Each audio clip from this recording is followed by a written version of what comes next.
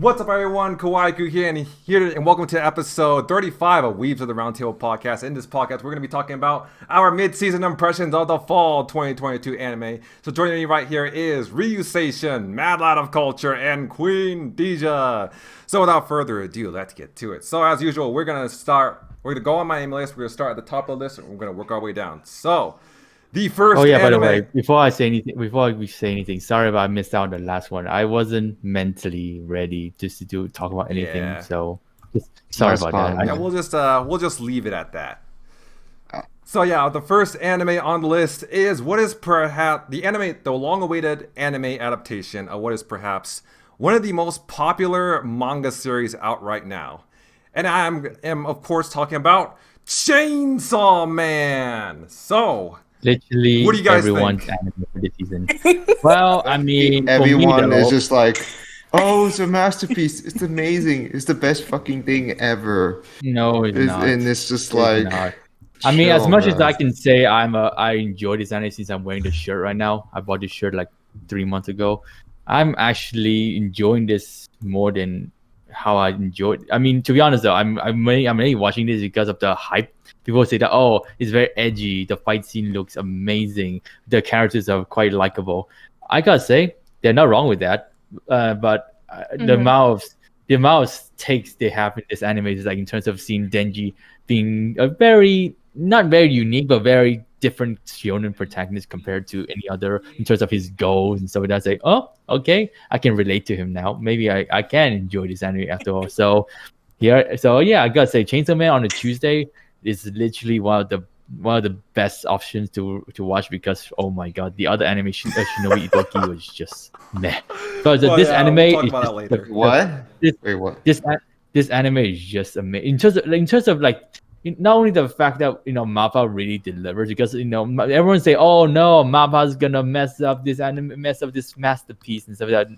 Dude, they've been delivering, man. Like from first to now. I mean, yes, there are CGI stuff that we have to bring up. Twitter. I'm not so sure. There are some that, as I was watching some of those episodes, and when I take a look back, like yeah, there is CGI, but you can tell when they were using CGI and when they were not. Dude, trust me. I think there was actually the part where you thought it was CGI, but it was really them actually draw the pencil sketch drawings and all, like when little chainsaws. But that's only when it's like, I don't know, kind of a close up. But when it's kind of like drawn a little backwards, yeah, there were some kind of CG. There's some people that I actually can tell when it has a little wobbly sort of movement, like oh yeah, that's. But yes, dude, to be honest, people like to interpret it like, oh no, look at this bad moment, dude. How is it a bad moment? It's very well animated. Yes, sometimes CGI is needed because some scenes can be hand drawn because we're humans after all. So I gotta say, Mappa knows how to balance it well. Everyone been shit. People just love to criticize animation when it's CGI, but dude, like I said, I've seen worse CGIs before, and this is very well done by Mappa, so I have to give him full credit for that. And the fact that they can also balance out some wholesome scenes and with some like just the fact that in episode 2 we see Makima feeding Denji. That scene was like wow, that is, I wasn't expecting that quality to. So, and I saw the comparison from the manga to the anime.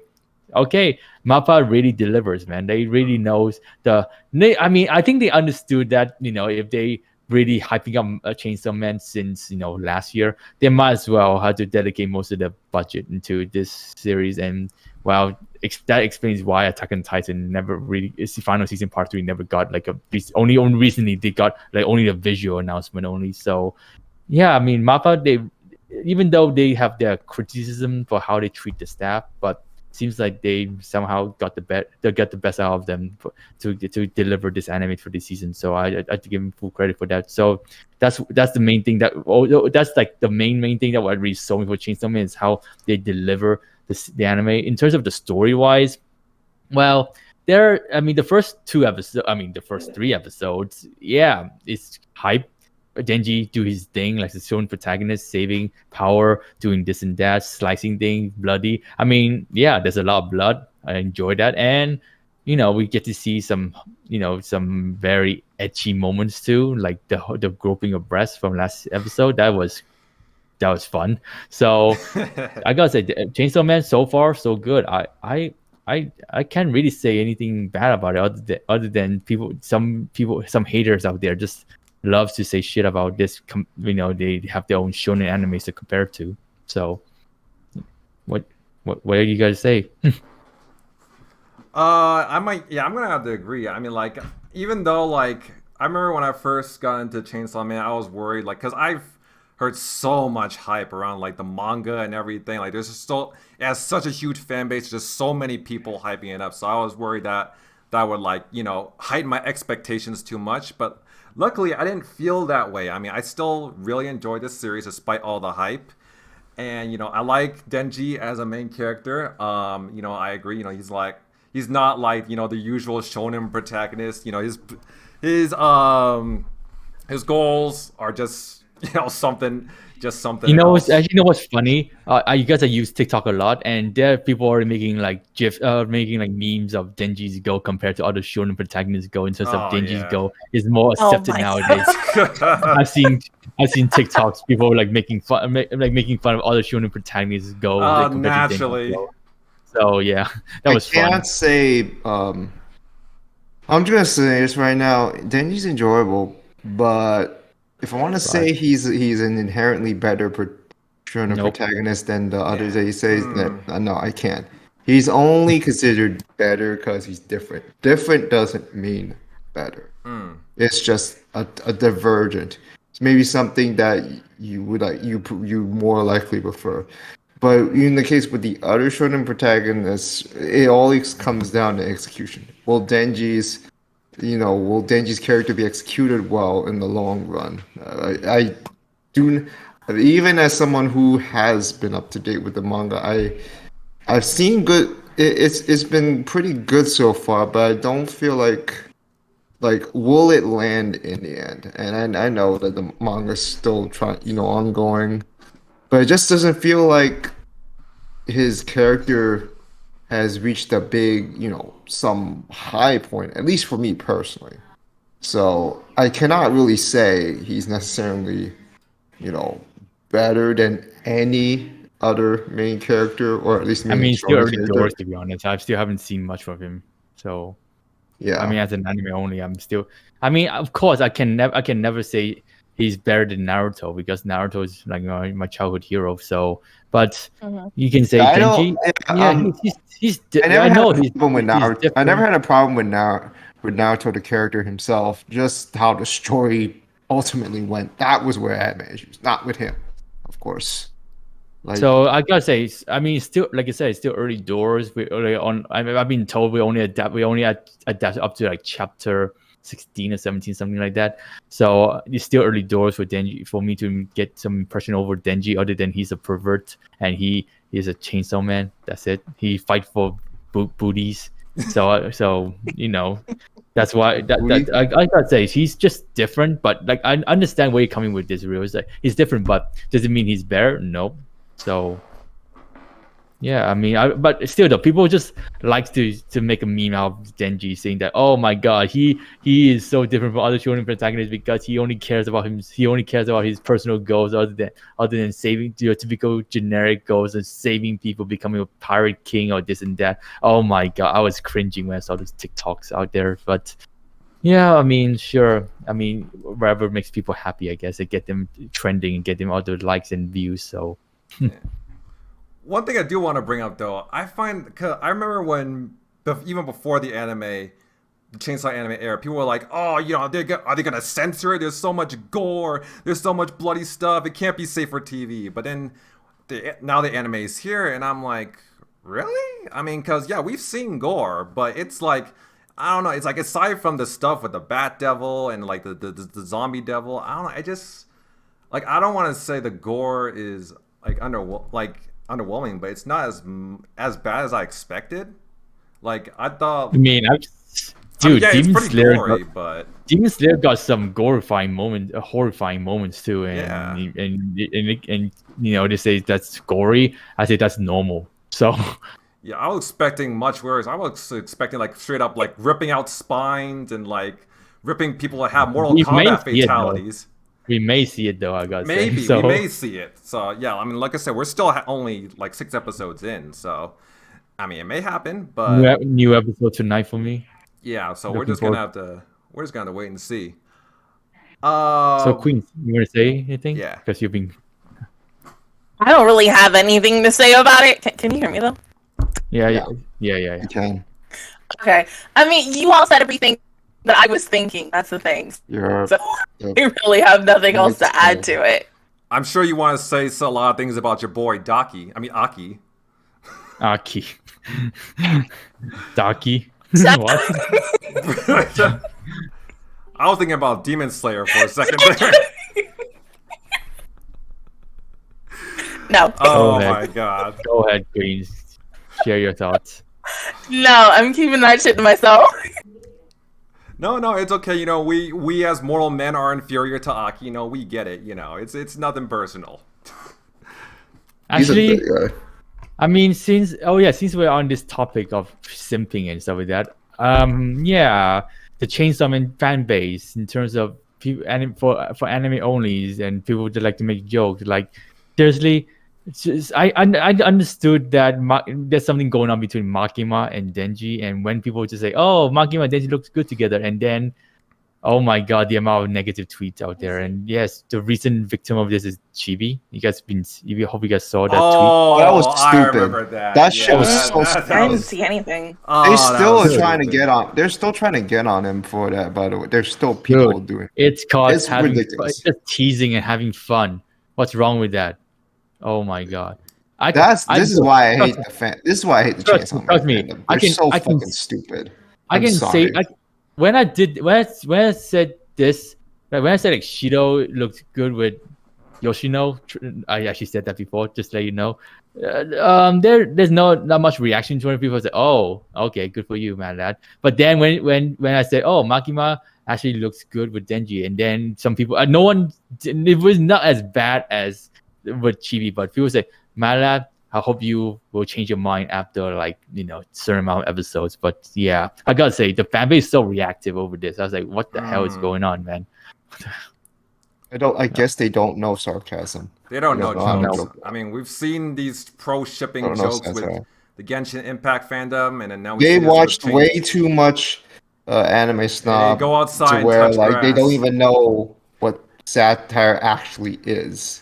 Because anime snobs shit definitely ain't satire. Like, I feel like they well in that sort of community too much to where they've gotten their sort of perceptions warped and they just can't even recognize what's joking and what's not.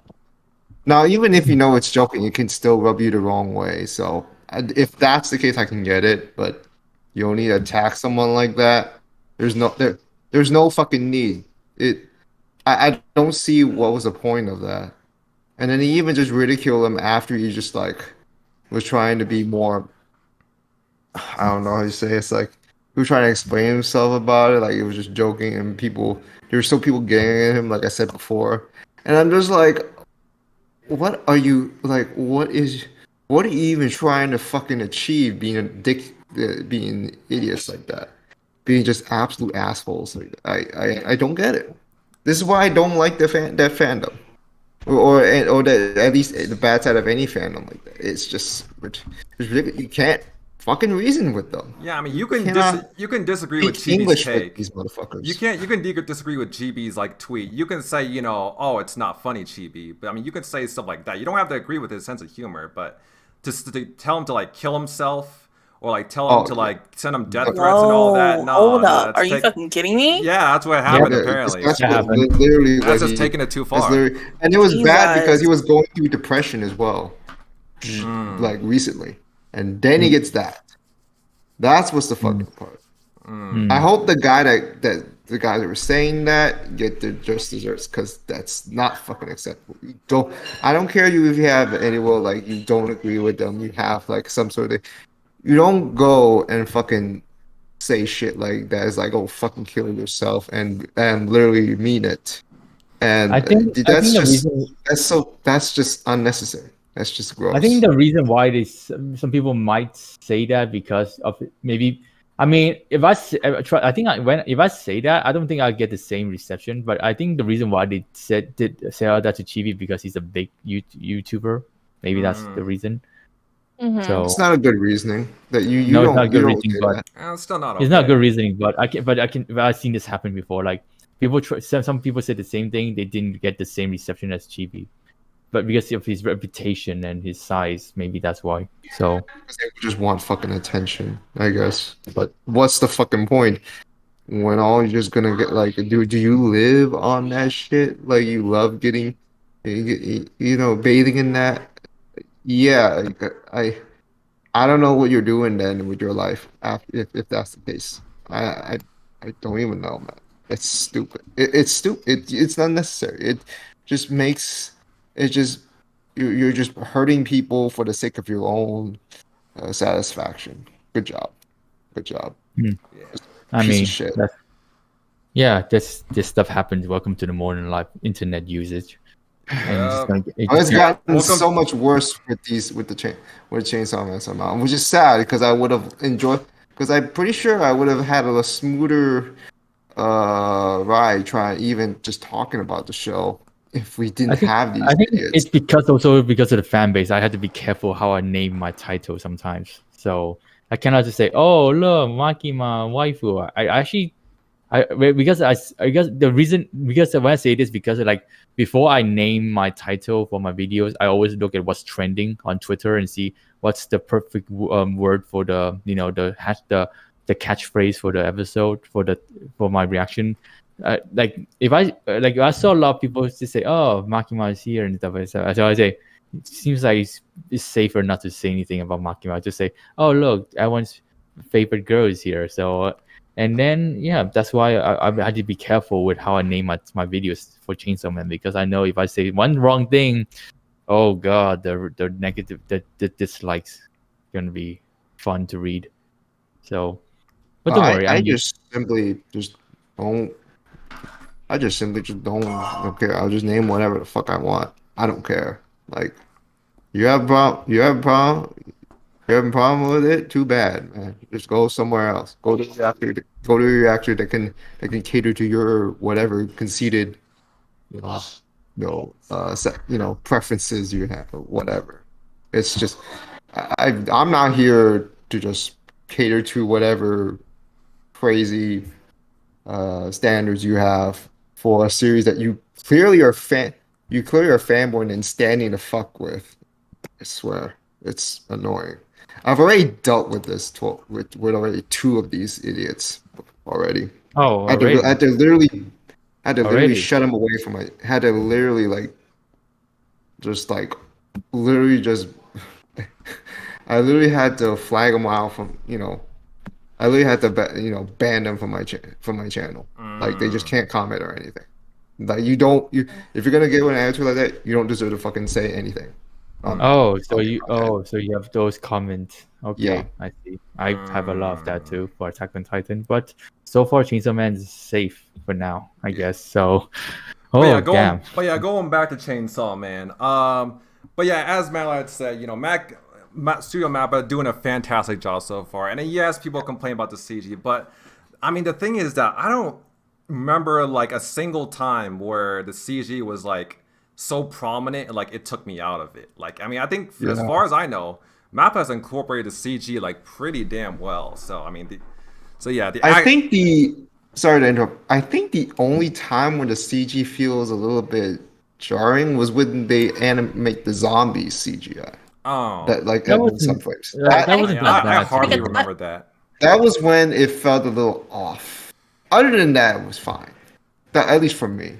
Yeah, that one was a little weird. Yeah, other than that, the action, the animation, it's top tier. It's instantly top tier.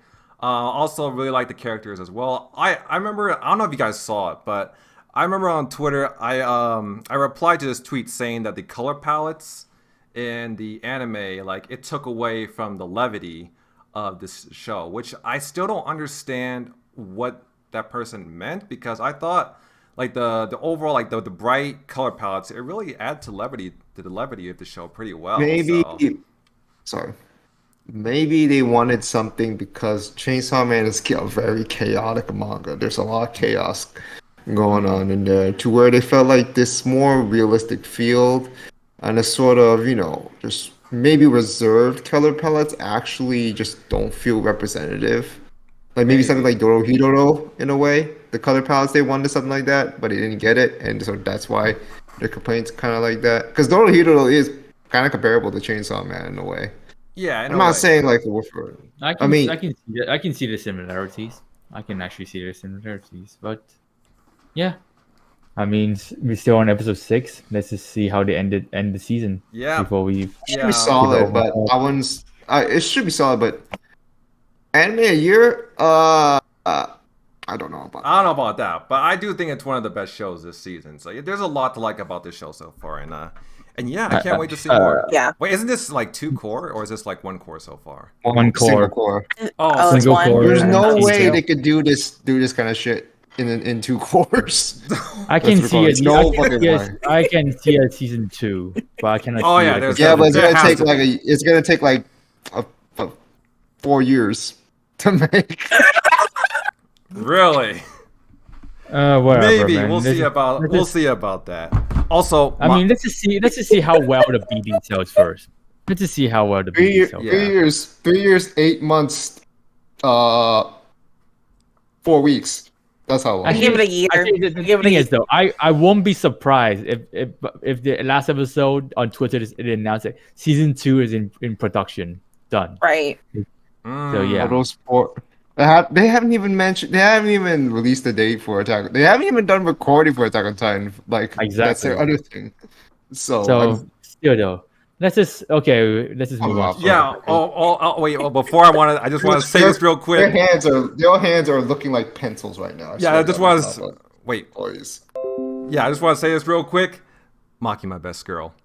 I know there might be. I don't care. I don't care. I like her voice. I like her voice actor.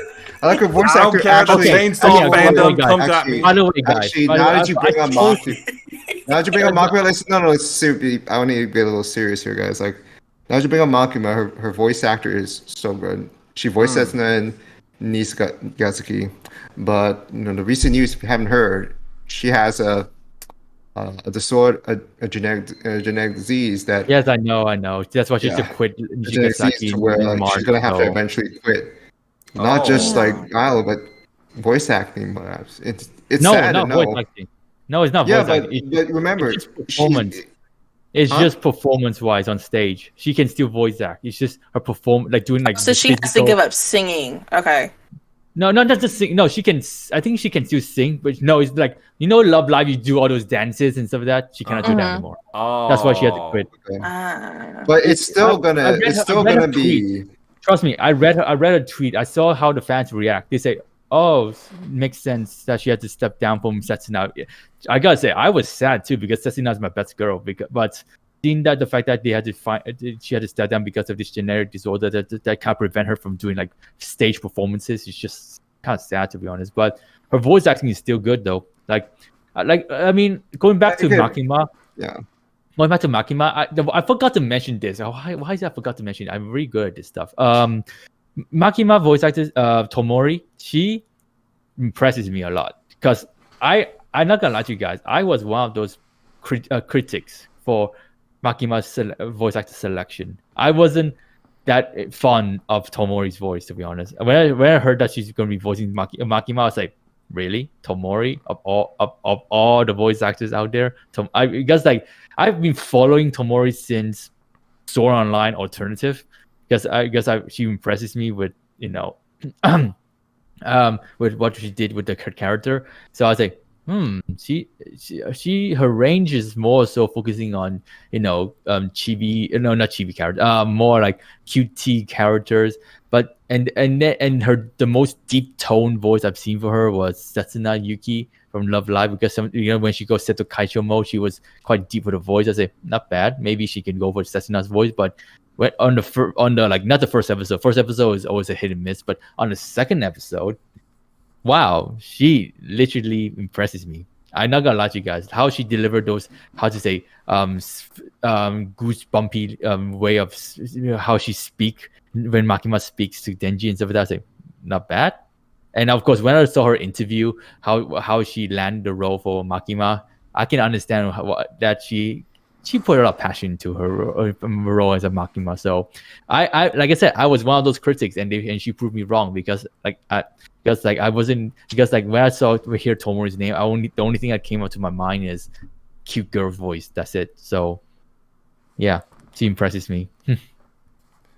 Yep. But yeah, I think there's a lot of people just saying that, don't trust Makima. I hate Makima, and you know what? Maybe I will hate Makima. Maybe she will become a devious character or a straight up villain later on. Maybe.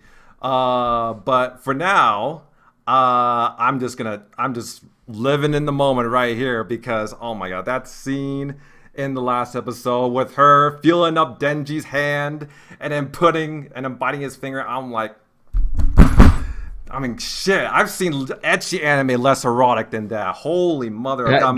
Mappa had no right to go that hard in that scene. That scene was just thumbnail worthy. Something else. That is just thumbnail. That's just thumbnail worthy picture only, in my opinion. But yeah. Well, whatever, man. So we're just gonna have to wait and see. Okay, what's next? Spy X Family, the second. Oh, this should be smooth. This should be smooth. This should be smooth. Oh my god. I wish it was. So, Spy Family Part 2. I gotta say, nothing wrong with Spy Family, by the way. It's still for me, it's still one of the best anime. I enjoyed it so much this season. Anya just being Anya and everyone just being themselves. That is all good and stuff like that. It's wholesome. It's funny. They keep the momentum going since to part 1. The thing is, though, as a manga reader, that I had to tell you guys this: part 2 will be wholesome most of the time, and there won't be any interesting action build up like we saw from the first part 1. Expect part 2 to be more relaxed compared to part 1, and we won't be seeing anything extreme from Spy Family not until the cruise ship arc, which I will not see it happening in part 2 at all. So just to let you guys know, the reason why I say this would be more of a smooth ride for this, because Spy Family part 2 is just going to be a very wholesome anime this season. Okay, the thing with me when it comes to slice of life, or even cute girl slice of life is used, and slice of life is usually associated. But not always, but when it comes to slice of life, I always need a feel. For me, it really feels like there needs to be a balance. There needs to be an ambience, and at least for the first cour, that's what Spy X Family did quite well with. Although, I will say that my thoughts about Spy X Family have not aged as well as I hoped. Maybe it's because of just how this cour is feeling for me right now. I don't blame you. I just feel does it feel slow to you? I don't describe it. It's it's slow, but it's not it just doesn't feel like a lot of interesting things are going on within many of these segments. They would work for when you just go to your week. I've described it, Spy X Family, as that weekend cartoon. You just kind of pop television over it. You just see it. You take some laughs and all. You don't think about any linear, plot going on or whatever. That's the sort of thing I get from Spy X Family right now, and it's both a good and a bad thing depending on how you're watching it. And for me, it's a mixed bag, because I do get some enjoyment, but I don't get it enough to where I can ramble about it more. Because for the first cour, when you introduce the characters, that's when it was really high, when the relationships dynamics really are there.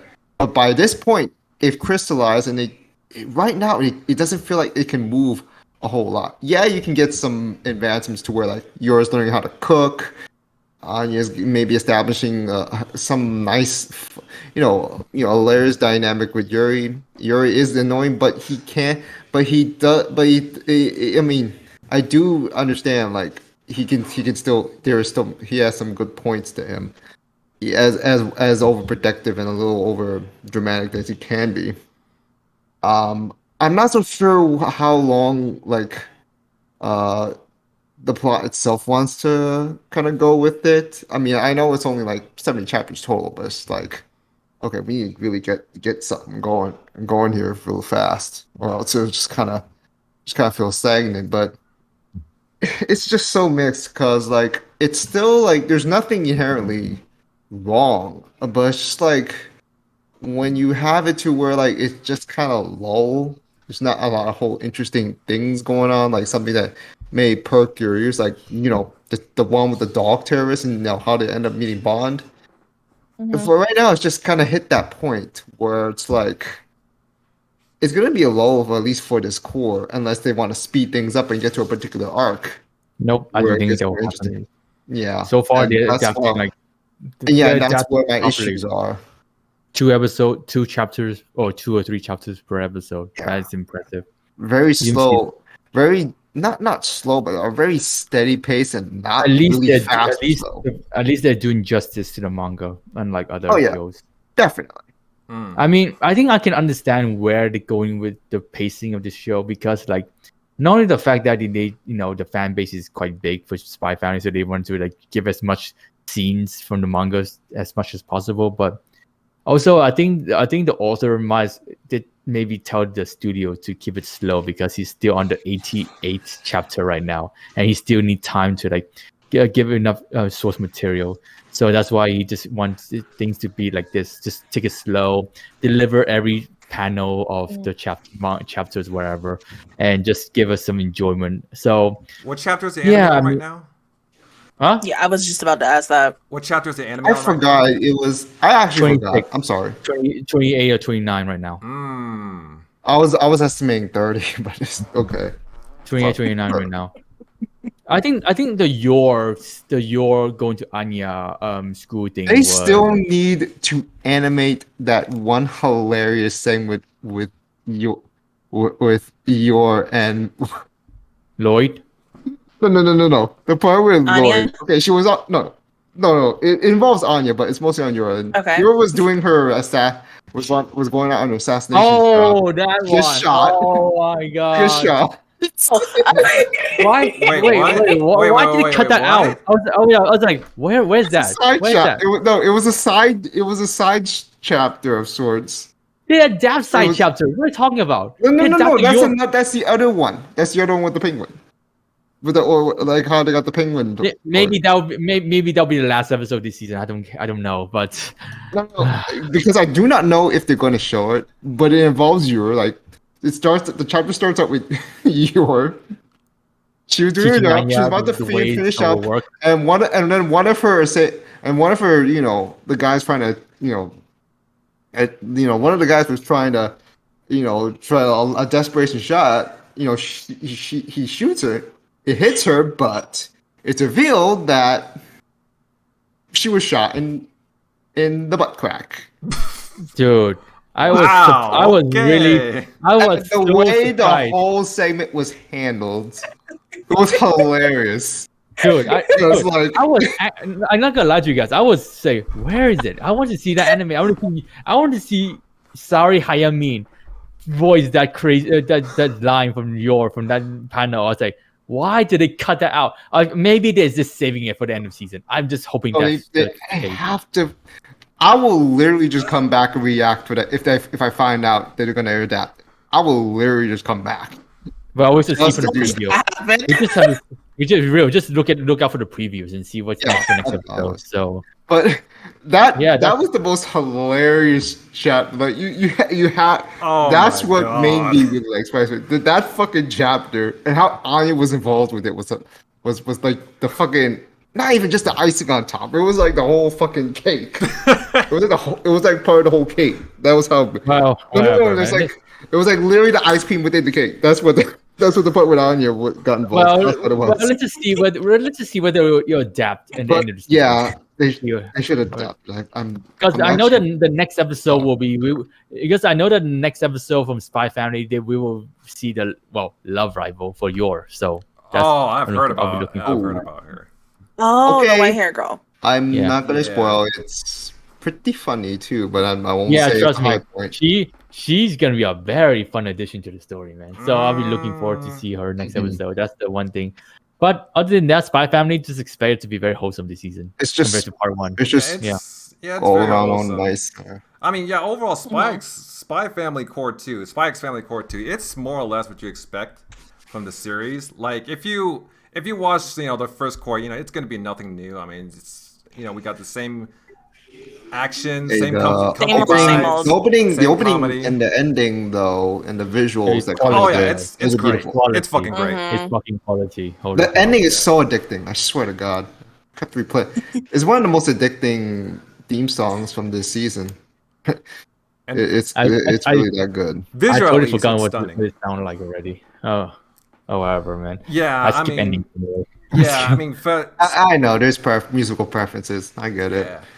But I do yeah. agree with Ryu. Like, it's not bad. The second core isn't bad, but it's just like I feel like it's it's just playing it too safe. With all these with the abundance of the slice of life stuff, especially with the most recent episode. Okay, where it just I'm felt- actually glad. I'm actually glad you brought that up. I haven't thought about they could have just try to risk it more, but maybe that's what the authors like. Save that for later, maybe when he wants to change something, maybe something like that. Yeah, especially with the Remember last this, episode. guys. Spy Family is still at its early stages. We haven't reached Oh, Yeah. the Damien dance 100 chapters episode. yet. The Damien dance. We haven't hit. Oh, We haven't hit 100 what chapters is yet. he? That's a meme. That amazing. might be a meme. What do you mean? The Damien whole dancing. scene in the last episode where Damien Damien was dancing, like Oh, that has my meme God, potential. No, don't remind me of that. Oh God. Okay, whatever, man. Yeah, I mean, So- aside from the last episode that just kind of felt like filler, I mean, like it could have. I don't know how much of that would be significant in the story later on. Probably none of it. But yeah, other than that, like I said, I don't have a problem with filler, but it's like, if filler has significant input on the characters, I don't mind it. But in this case, it doesn't really have any significance as far as I can see. So, I mean, hopefully that will change later on. Like it's, as you guys say, it's still very early in the series, but we just got to wait and see. But yeah, overall, Spy Family Core 2, I'm still enjoying it, and I'm still looking forward to seeing how the second core ends. But yeah, you guys ready to move on? Yeah, Mob Psycho. Mob Season Psycho 3. 100 season 3. Wow, I gotta say, what is it with Mob Psycho with second half this season? Like always, like on the 5th episode, things just got better again. Like the first 4 episodes, oh my God, I was about to drop the reaction because people say, oh yeah, just Mob Psycho stuff. Like it's episodic until the Divine Tree arc, and then it just got good again. And I'm pretty sure in your typical Mob Psycho pacing, the second half of the season is where the hype stuff happens. So I won't be surprised if this episode today, well, tomorrow, by the time we record this video, it's gonna be fucking epic. So, but yeah, like I mean, Mob Psycho, just like any of the previous 2 seasons, I've super always well done. I've always been like somewhere. Mob Psycho is where I feel like Bones really Put a lot of effort into it. put like their best effort into, in my opinion. Now, I know a lot of people would say it's Full Metal Alchemist, but that's a whole new thing by itself. So I don't really know if I want to say that's their best thing. Their best work right now is with Mob Psycho, for sure. Now, in terms of the story itself, I've been mixed with the previous 2 seasons. Season 1 was really good, was solid. There was no crazy peak for me though. It was just all around solid. I liked the characters. Season 1 was just a stepping overall. stone for season 2. And then season 2, like I get the visual spectacle that it has. The animation direction was really, really good. It was crazy. It was creative, but I wasn't really into the story, that part of the story at the time. like with the whole fight with that one group, like I wasn't really digging that plot, honestly. Like it was just kind of it's cool. The animation's great and all, but I don't really know how to feel about this part of the story. And that's fine if people really think that was the best season, but for me it was mixed, not bad actually. Like it was fine. It was still solid for what it is. I just wasn't as attached to that season as I would be with now this current season, which I'm not so sure if I'm like. I think the emotional payoff, at least at this point, is starting to come to fruition. Oh, you me mean personally. Dimple? Can we pour one out for the homie Dimple, man? Oh man, Aiko really nailed it. Aiko really nailed it. He's one of my favorite series. The way he's able to deliver those lines, and oh shit, did something happen? I just don't see myself here. Sorry, but. The Dimple, he's a good dude. He's a little like he does some things like he's kind of an asshole, but it's just like in all this time he was just looking for a friend. He didn't truly want to be a god. That's not what he really wanted to be. He just wanted attention. He just wanted a friend. He wanted someone to acknowledge he's there. When he couldn't do when he just couldn't do so, when he probably just couldn't do so when he used to be a living person. And he already found that when he befriended Mob. And when he realized that, he went out of his way to protect Mob. And even Mob knew like how attached he was. That's why when he just discharged all of his powers into the sky, he's able, because he could trust that Dimple would not hurt him, and so he was able to just have this heart-to-heart talk, which I really liked when in the second season too. Even though I didn't like how things led up to that point, what I liked about it is that it was someone who we've had quite an attachment to from season 1 because of how fun he was as a character. And just like he doesn't come off and the fact is he's kind of just part of the gags as well, which is also fun. And he like to have this heart to heart, Nimble realizes it, goes out of his way, and then he also has this thing like because Mob's not so sure about his future, and so he's just like, you'll be good one day. He passed like he generally feels like maybe like kind of like a uncle figure to Mob at that point, just looking out for him. And he doesn't want Mob to try to say like he's just like, please just go and all. And to give him the reassurance that everything's gonna be okay, he makes Mob think like, oh, he's just his normal self. And just is able to save Mob and the city by whisking the tree away to wherever. I'm not so sure if it was the ocean or in space, but I'm pretty sure it's like the ocean, I guess. And yeah, I'm pretty sure this is not the end of Dimple though, but it's a nice, really good. This is a great way to send off his character, or complete his character in that fashion. I swear to God, if he came back.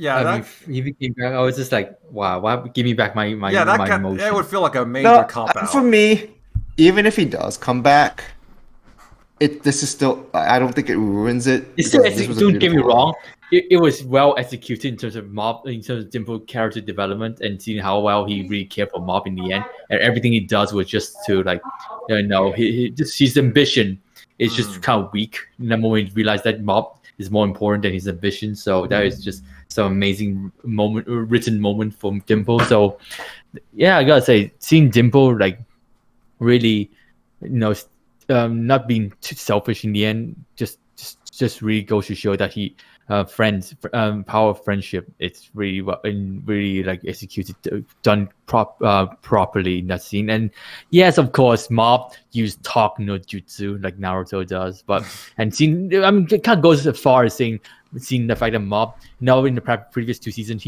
Mob always resort to using force with his power, and when he go 100%, everyone thought, oh no, he's gonna destroy Dimple with his outrage and stuff. No, Mob controlled it. He decided to use his voice more than his understanding more than his brute strength, and he talked Dimple out of it. So that is some very impressive moment for Mob, and I had to give him full credit for that, because knowing Mob though, he could easily just destroy Dimple if he wants to. But he decided not to. He decided to understand him a bit more, talk him out of it, and just move on. So yeah. Yeah, that's one of the great. That's one of the things that makes Mob such a great character, like such a likable character. I mean, because many people know him, not just because of his, immense power, because of his compassion, his sympathy. I mean, we've seen that multiple times in the past seasons, especially with one that comes to mind is Serizawa back in his fight with Serizawa back in season 2. I mean, sure, he could have destroyed him, but he decided that. But then he realized that if I recall correctly, he realized that he and Serizawa are not so different. So he instead decided to show a bit more sympathy, more compassion for Serizawa, and that's how he ended up working with Reagan and Mob in the the whole psychic agency that Reagan runs.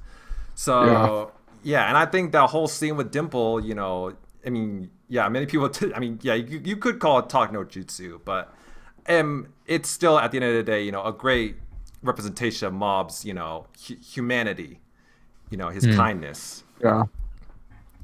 Yeah, I think that's his strong. Like and then he also knows that he has a lot of strength, but he knows that, but he does have a recognition that violence isn't gonna solve everything. Like doing things by force isn't gonna solve everything. So you just kind of have to try to talk things out. Like it's kind of cliche and all, but like sometimes it works out a lot better than just lashing it out and just talk later when it might be too late, something like that. Yeah. Whatever, man. But yeah, other than that, Mob Psycho 100 season 3. Aside from the whole the emotional impact that the latest episode had, the rest of the series itself, the rest of the season itself, it's been okay. It's been okay so far. I mean, it's not bad, but I don't feel too strong. Like, aside from the whole Dimple thing and the Psycho Helmet thing, I don't feel too strongly about season 3 so far, not as much as I did with the past 2 seasons. But you know what? We're still in the halfway point, so I'm really hoping it'll get more interesting. But we're just gonna have to wait and see. I mean, like I said, it still has the usual flair that the series usually has, the usual flair that Bones puts in this series, the great action, the great characters, the great humor, beautiful animation. It has all that. Mob Psycho 100 season 3 has all that so far. So, I mean, it has that going for it at least. So, yeah, we're just going to have to wait and see where Mob Psycho 100 goes after the whole Psycho Helmet arc. But yeah, other than that, any final thoughts on Mob Psycho 100 season 3? I mean, I can't say much until the end of the season because so far so good. Yeah. Well, except for the first 3 episodes, but yeah, so far so good. So let's move on to another Bones shonen work, My Hero season 6. I have heard absolutely nothing. I've heard absolutely nothing about this. I forgot this season was airing. So I know, right? Dude, okay, before I let Ryu say his stuff for My Hero Academia, but I thought an anime only like me and Queens. Are you a manga reader, Queens? Yes, I am. Oh, then I'm an anime only then. But well, in terms of season 6 as an anime wise, it's 10 times better than season 5. Yes. Oh my god! In terms of seeing Shiragi go on a rampage, seeing heroes actually gonna die this time, and everyone's life is in danger. Now this is hype, and this is what I want to see from My Hero Academy now. And it's no longer your typical let's be a hero. It's now okay. How many heroes are here still alive? Oh my god! Now that is good. And seeing Endeavor, Deku, and Bakugo go toe to toe with Shiragi. Okay, now that Now that is just seeing some interesting teamwork going on there from sensei to teammate now. So I'm very invested right now. I mean, of course, I'm worried for our characters, of course, but I can see why this season not a lot of people are talking about it, because like everyone just kind of lost interest in it, not only because of the season 5 syndrome, but also from what I've been hearing on Twitter. My Hero Academia manga has been shit lately, so that's why people have been not so hyped about this season. I mean, it says a lot, because like I've been getting a lot of like reception for my reaction for My Hero Academia for the past 2 years, but this season though, it's been quite bad. Like the people that comment on my video doesn't come back anymore. Like, oh, what happened? So yeah, I was like wondering whether is it because of the manga, or is it because people are not that interested in My Hero Academia anymore? But other than that, though, season 6, I'm really enjoying what I'm watching right now. But it's just that the fact that, is it something I would rather just watch in my own time now, because they're making a reaction video for My Hero Academia seems like a chore now, because not a lot of people actually contribute to my reaction. So that's the one thing I'll decide for myself when the second season comes in. For now, I'll just go all the way to the end. So yeah.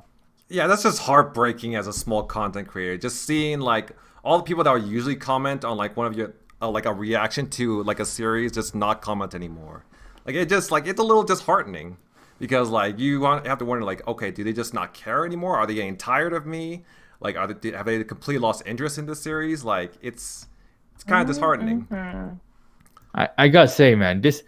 By the way, small content creators, well, to be honest, I've seen people that only have 1,000 subscribers can still get like over 50 comments. Okay, so there's no comparison to that. But in terms of the fact that the amount of engagement I've been having for My Academia reaction, really demotivating right now. What's that noise? I think that's coming from Ryu's mic.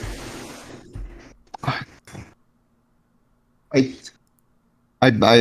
sorry if that actually somehow caught in the fucking mic. I swear, I'm sorry. No, I can't tune it out. I really can't. Like that one right there. No, it's Like fine. that. I'm just Yeah, like it's wondering if some Yeah. echo going Alright. on. But going back to happens. my comment. Yeah, there's nothing wrong with season 6. It's just more hype, more entertaining than season 5. It's just that I'm losing interest in reaction for My Hero Academia because of the engagement I've been getting lately. So that's why it may feed on me this negative view on My Hero Academia season 6. Definitely not. But in terms of seeing how Bones can just consistently deliver My Hero Academy, except for season 5 was a fluke in my opinion. But for season 6 so far, oh my god, it's just amazing, man. In terms of seeing Shiragi is now the final boss, basically. I cannot see anyone stronger than Shiragi at this point now. He is indeed the final boss, and he will. And I want to see how they're gonna defeat him. So that's, as an anime only, I'm looking forward to see what's next for next episode. So yeah, so Real Queen, go ahead and have your say on it now. When you go ahead. Well, I haven't watched it, but from what I remember manga-wise, you're not ready. Okay? You're not ready for the ish that's about to come. I mean, the Shigaraki stuff, that's like... if I had to do a scale of 1 to 10, that's like a 5. The other stuff, like I can't say shit without being spoiling shit. I don't mind I minus remember. spoilers. I don't mind. Okay. Minus spoilers. Dabi, 1. Dabi, that's like a 10. The Deku situation, that's like a 20, especially with the shit that he's gonna go through. Hold on. Can you hear me? Yeah, I can still hear you. Yeah, we can Okay. It's like fugly, mainly sometimes. But the shit that Deku's gonna go into, that's next level. That's all I'll say. Oh, I think I know what you're talking about. Yeah, that one. I think it happens after what's gonna happen with this part here. It's probably gonna be second core, I guess. I don't know. It depends on how they pace it. Um, I I really, me. It's really hard to say anything because I'm just not. I just have the lowest sort of feelings for My Hero Academia right now, just in general. I Like don't it's blame just had you. an all-time low, and I don't think it's coming back up. I will say though, in trying to be positive, but that this is probably one of the best animated. Well, it's one. It's back to where it is, but really good looking animated sequences. I mean, even if they're just a bunch of flashiness just for the fans there. But I don't know how I personally feel how to really feel positively about My Hero Academia anymore. Honestly, like yeah, I'm just kind of just get myself to watch an episode, and then I'm just like, oh, okay, I'm not even gonna go back. But I think it's more like I'm just not really a fan of how it's going with the story. But in terms of like because of how I'm feeling with where the manga is right now, like I did, at one point kind of like the idea of, the villains being depicted on as if they were heroes at one point, especially with Twice, but it didn't feel like there was an emotional sort of impact from my personal perspective. Like the problem for me with My Hero Academia is like after after season three or the first part of season three, it didn't feel like I feel like maybe with Eri, in one glimpse in season four, it just never felt like there was that sort of impact for me. The story just kind of felt like it was just going through just kind of forcing its way along, and I don't know how to feel about it. And when Deku starts getting these new powers, when I felt like him just getting the one fall, it just felt like a simple when it just felt more simple, but it feels genuine when he's just doing one falls, just him punching or kicking, and not just where he just has a fucking whiplash now and other things. That's when it really started to fall off for me now. It really started to drop off. And then giving Shigaraki the most busted stuff available in that universe, of My Hero Academia right now. And just not really giving him much of an agency beyond his, aside from his backstory, which I wasn't a fan of, honestly.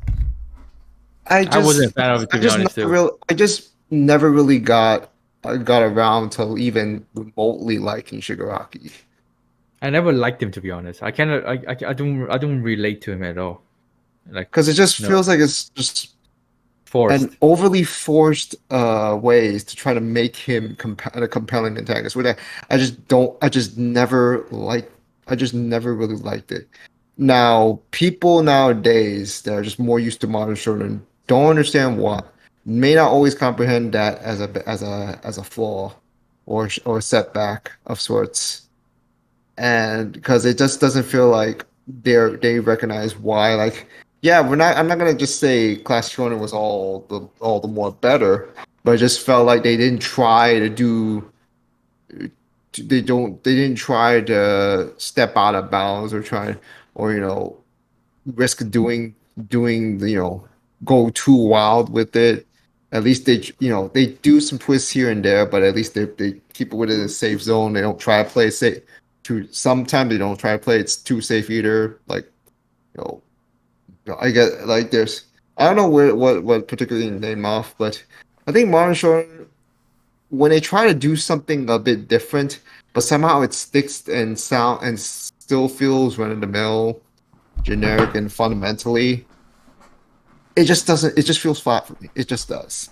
Even if you just can go all the fucking Sakuga you want, I just don't have an emo. It just doesn't feel like there's any impact for me because I'm just not attached to story. It just feels like a bunch of flashing lights.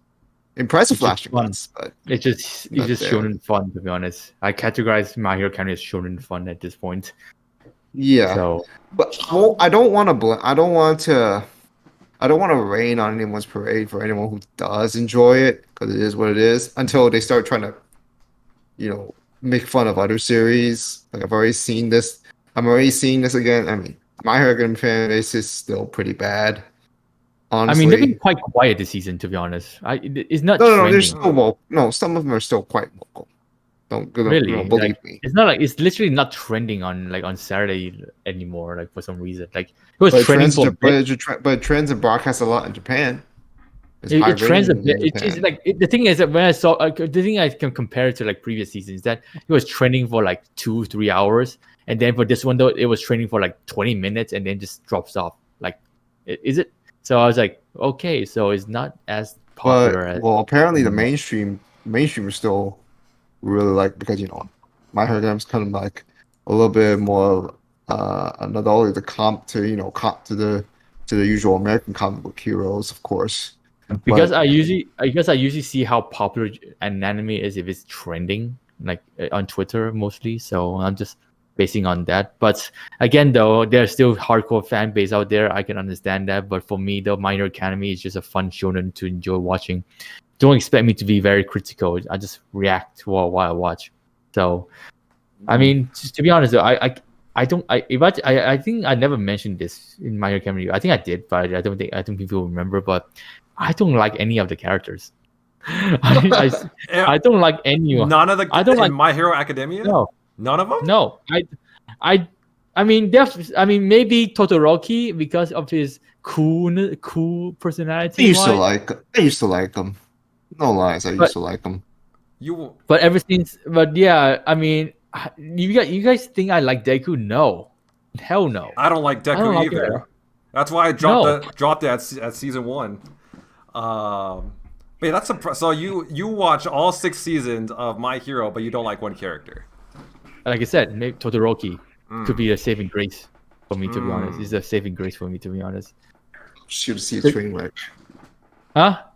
I'm just here to see a train wreck. That's all there is to it. Train And I'm wreck? A happy with this, 6-season so, long yeah. train wreck. Yep. Interesting. Okay. Do you think they'll adapt the train wreck scenes in season 6 or 7?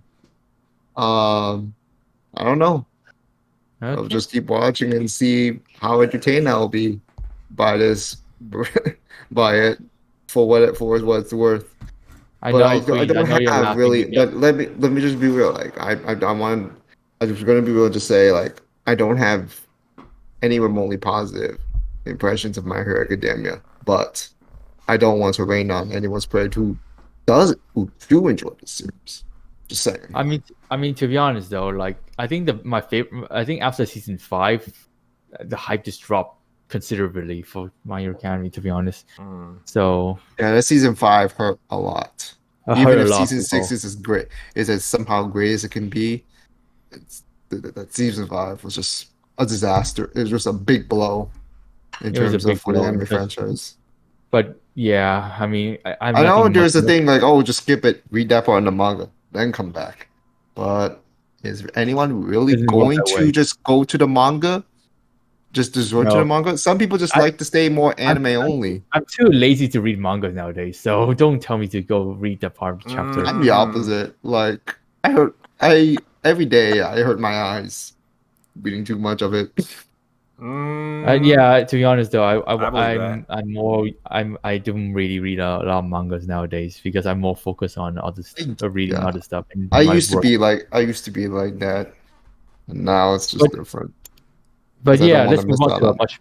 Let's just move on to a much better shonen show, Bleach. Yeah, We got well, Bleach. the peak shonen, the classic Peak shonen. peak shonen. Trust I'm just me. gonna say this right now. Trust me. I feel like Before I know people already said this. Bleach is overhated. Bleach is over criticized. is it I because of the swear. manga or is it The because only of thing the only thing that we say is that it just has the usual caveats of a typical of a classic shonen like the big 3. One Piece has its caveats. Naruto has its caveats. Even Hunter x Hunter has its caveats. If I'm pronouncing this shit wrong, I'm sorry. like even Fullmetal Alchemist has Cavs as a classic. These sort of old classic shows will have their Cavs that kind of hold them back. Trust me, these And classic shonen does a lot better job than My Hero Academy right now. Okay. Oh, we know that. Oh, we know that. Don't worry about that. Like this whole modern shonen thing, I was like, not. Oh, it doesn't work, to be honest. The classic does it better. So Only Jujutsu Kaisen is exceptional. Jujutsu Kaisen is good. Jujutsu Kaisen Chainsaw Man is good. Okay, that's a good. And well, Demon Slayer have people have mixed opinion about it. I don't want to get into it, but yeah, you can say Bleach, as someone that binged Bleach like literally 2 years ago, I guess, because like I was in quarantine for 2 weeks. I had to say, if I'm quarantined for 2 weeks in a hotel room all by myself, what do I need to do? Oh yeah, there's Bleach coming out. Why not watch Bleach episodes when you can watch Bleach episodes? Oh shit! Yeah, Reusation 2022. Words of wisdom. I was like, you know what? I'm in quarantine for 2 weeks, nothing to do in a hotel room all by myself. Let's just binge Bleach. That line. You watched all 300 and something episodes? Yep. Jesus Christ. I mean, quarantine doing wonders for you. Okay, here's the thing. To be fair, here's the thing. The limitation of binging is that I cannot remember a lot of shit from all that 2 years ago binging. Yeah. I remember the key event. Because like the latest episode, I'm pretty sure you guys already watched it already. I'm just gonna say it now. I'm pretty sure in the latest episode, I thought I was like, did he show his Bankai before? Like did Yamamoto show his Bankai in the fight with Aizen? Oh my god! If I say mostly this, like in filler. I say if I say this in the video, I'm gonna get so criticized. But thank God I was right. Thank God I was right. He did not show his Bankai at all. So I was like, okay, because like the thing about binging 300 episodes in 2 weeks, no, not in 2 weeks completely, like for a whole year. Like after I left quarantine, I still watched Bleach in my own time. Of course, I think I finished it like I think by end of 2021, by the middle of 2021. So yeah, you can say binging is not fun because you can easily forget some of the key content. You just keep cramping in. So, but still though, I gotta say, I gotta say this first. How is it that I never watched Bleach all those years ago? Why did I only watch Naruto back then? Like, oh my god! Like, how? Wait, actually, the thing is, how is that I never heard of Bleach before until like I left high school? So, oh my god! So, funny enough, like Bleach wasn't one of the first shows. Like I've already mentioned, like it used to be like stuff like Shotgun Shana into Index, but I have heard of Bleach early on. I just wasn't sure if I was gonna get into that. And then like after a while, like I was late getting into Bleach. And I will admit, I was frustrated when I was first watching it. But as time passes on, it occurs to me more that it was the filler that was annoying me more. Yeah, trust me. It's and then the pacing, like the pacing is off. Some content feels missing. It's really off. Sometimes it feels like some usual plot problems do happen. But I realized I never really disliked Bleach at all.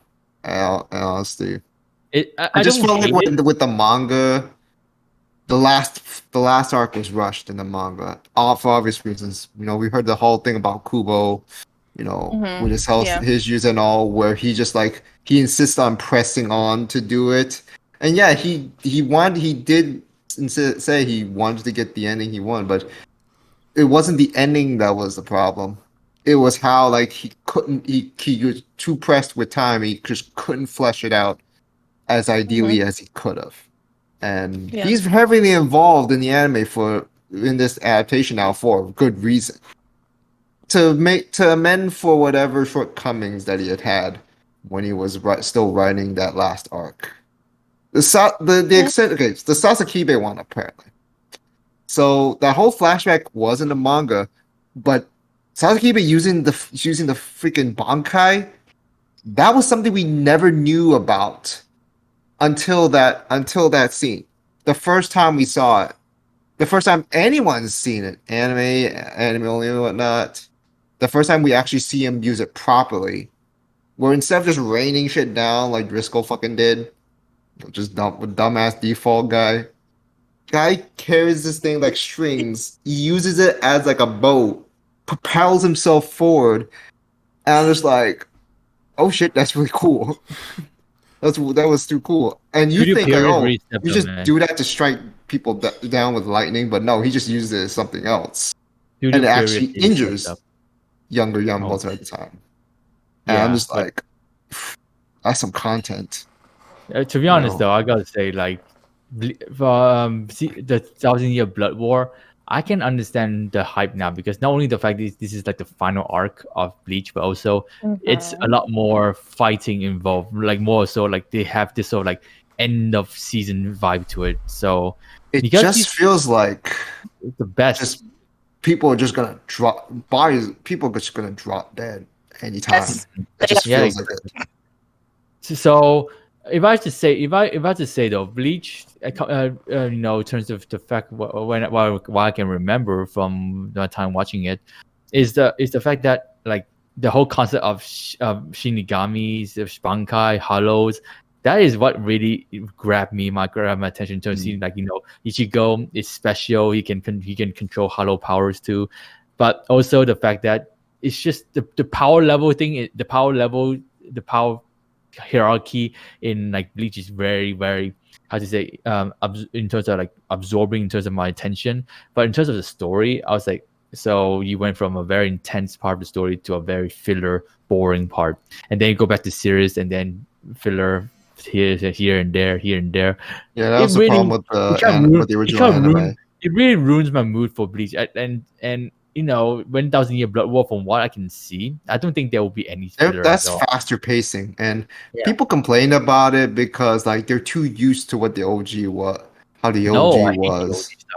Like the OG style, and saying, oh, but the OG visually looks better, and I just realized people are only remembering the parts where there was actually sacrifice. But in terms of the visual quality, the 1,000 Years Blood War arc is so much better, man.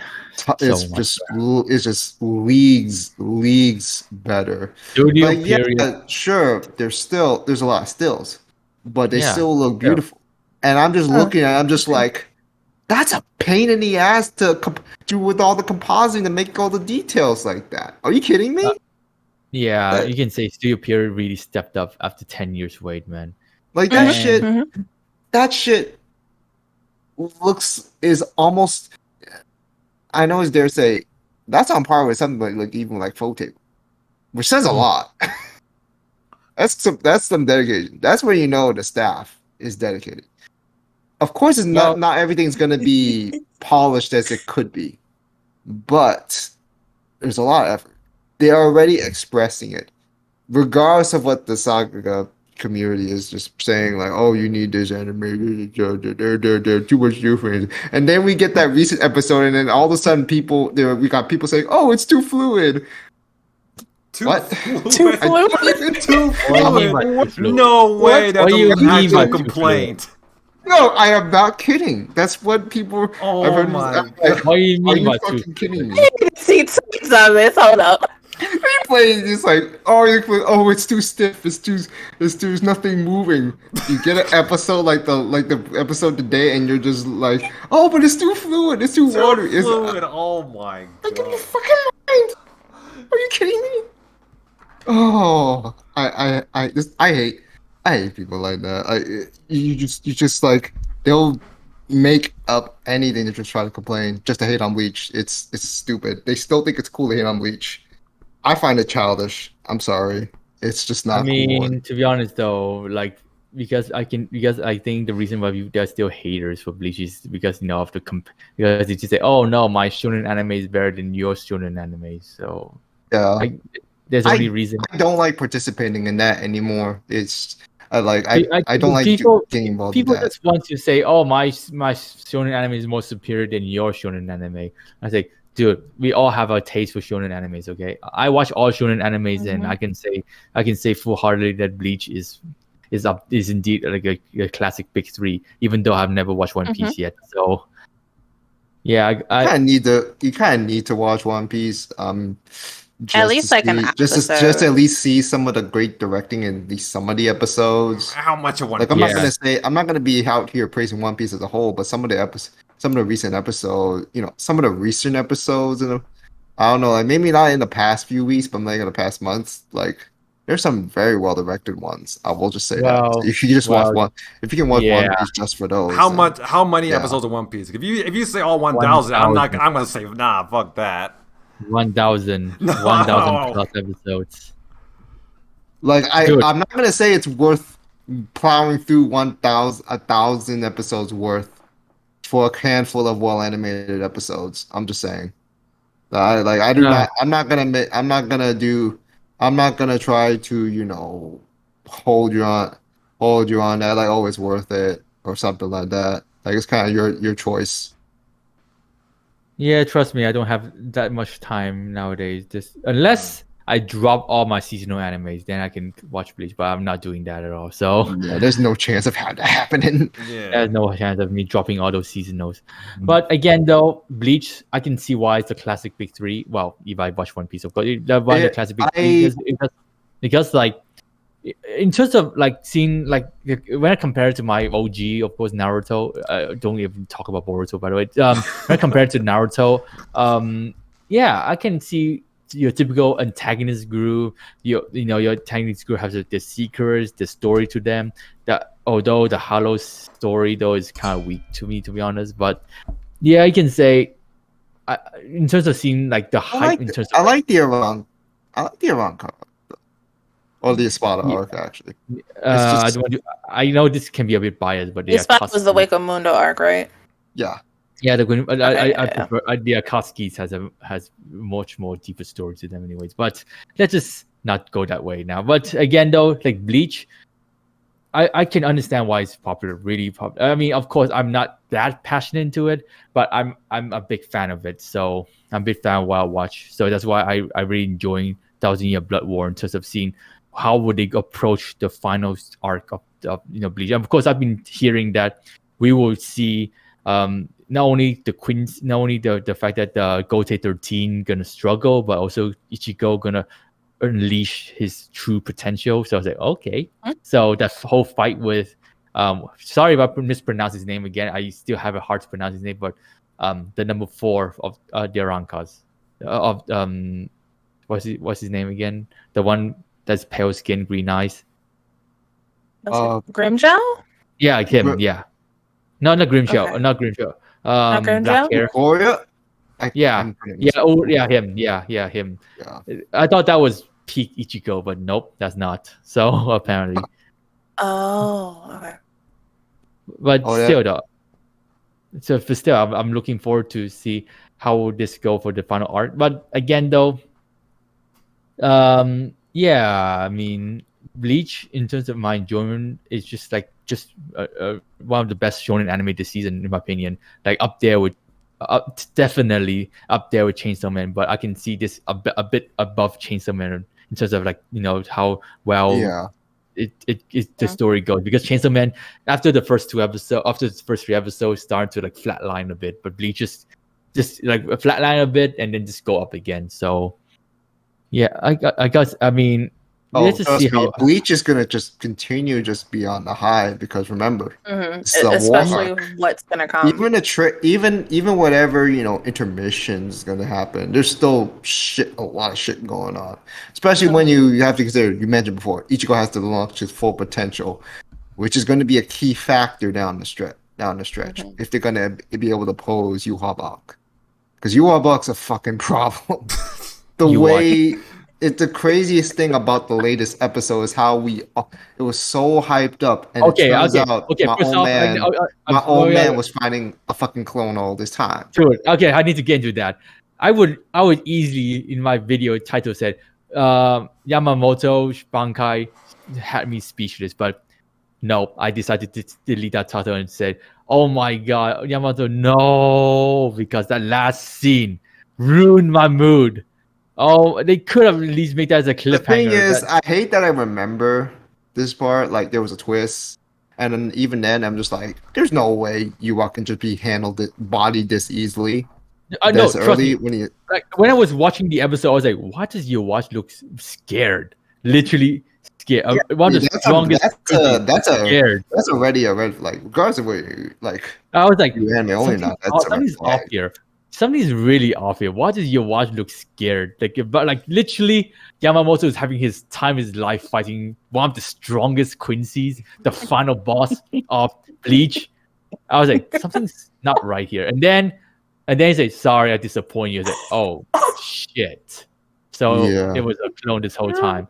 So you should have seen my reaction. I was like, "Oh my god!" All this hype of the fight was ruined because of that one scene. So I was like, I knew what was coming, so I was like, "Yep, well, I know." It's just like it's cool and all. I loved it. That was like one of the best, probably the best fight of the year, in my opinion. No disrespect to the mob. No disrespect to the mob episode, but to me that was the fight of the year because they were using different arts animation styles. Yeah, they did. The one where they were on the roof and it was sort of Naruto-esque, Castlevania-esque sort of style, sort of animation going on with that. And then they have that one part where Chainsaw Man fan will argue with that with and you. then what was the other one where like the part when he just like they were in they're like it was all lightened up and it just feels like there was more impact. There was more of an impact frames going on. And then the last one by Kukawa, one of my favorite animators. Great stuff from Mushoku Tensei, by the way. Like the burst of speed, the known for bursts of speeds and how to display them, and also like this sort of this I don't know, this wild, this sort of painting like this the fire, this sort of wild aesthetic. He made Yamamoto's fire look like a moving painting. That's what it was literally looked like. It was looking like a animated painting. Like just like the smear, the ink, like it literally looked like just the painting brought to life. That shit was crazy. Especially when he does that final splash. And I'm just like, holy. Yeah. I just couldn't react properly. That could have been a fight of the year if it wasn't being ruined by the mood of the ending. But it did. The twist did not ruin it. It's not like the fucking part with Tanjiro and Ruri where they just kind of like just ruined the logic of that. We're not going there with that. Trust me, like the whole stealing the Bankai at the end, I was like, oh my god. So it made sense. But it may have ruined the mood. But at least it was logical. It made sense that he would just send him out like that. I mean, this episode. The only thing I would have an issue with. I'm not going to be very judgmental here, but they could have at least end the episode where Yamamoto found out about the figure watch, and that's it. Just end it there, and just get in the next episode. Then we get the death for the next episode. End the episode with death. But they also want to fit. But the way like Yamamoto end the episode of death that really ruined. I was really just. I was not sorry. I'm gonna be a bit critical here of this episode. It's just that I was hoping, just I can easily just enjoy the fight in this episode, but I just can't stop thinking about that last scene. The last scene actually elevated for me to where like it was just sort of also like a sad poetic way for him to go out, because even when he took the last slash, that one was very well animated. So that just only added. It didn't hold anything back. Yeah, it was a nasty twist when at least at first, but when you think about it, it was still like never. I thought about it, and it's like that's not taken away from it. Would it have helped to save it for the next episode? Sure, but how are you going to extend it then? Like you just start the episode and the twist, and then where do you go there? That's an awkward way to start. I mean, no. Whereas you start the episode after. Start the episode afterwards. I seen death happening in the middle of the episode, and they get people already excited already. So, but still, though, I can understand why they do it, just to get people excited for the next episode. It's a marketing scheme. So It's a marketing scheme, so I just don't believe it. I mean, the best part of this episode for me is seeing Aizen again. But that's like kind of how the anime just ended it. The episode just ended how like that chapter ended. How the chapter ended. Yeah, so I didn't see anything wrong with that. They're like, what would you want to do? End in the middle of the episode in the middle of the chapter? I don't think that's how they.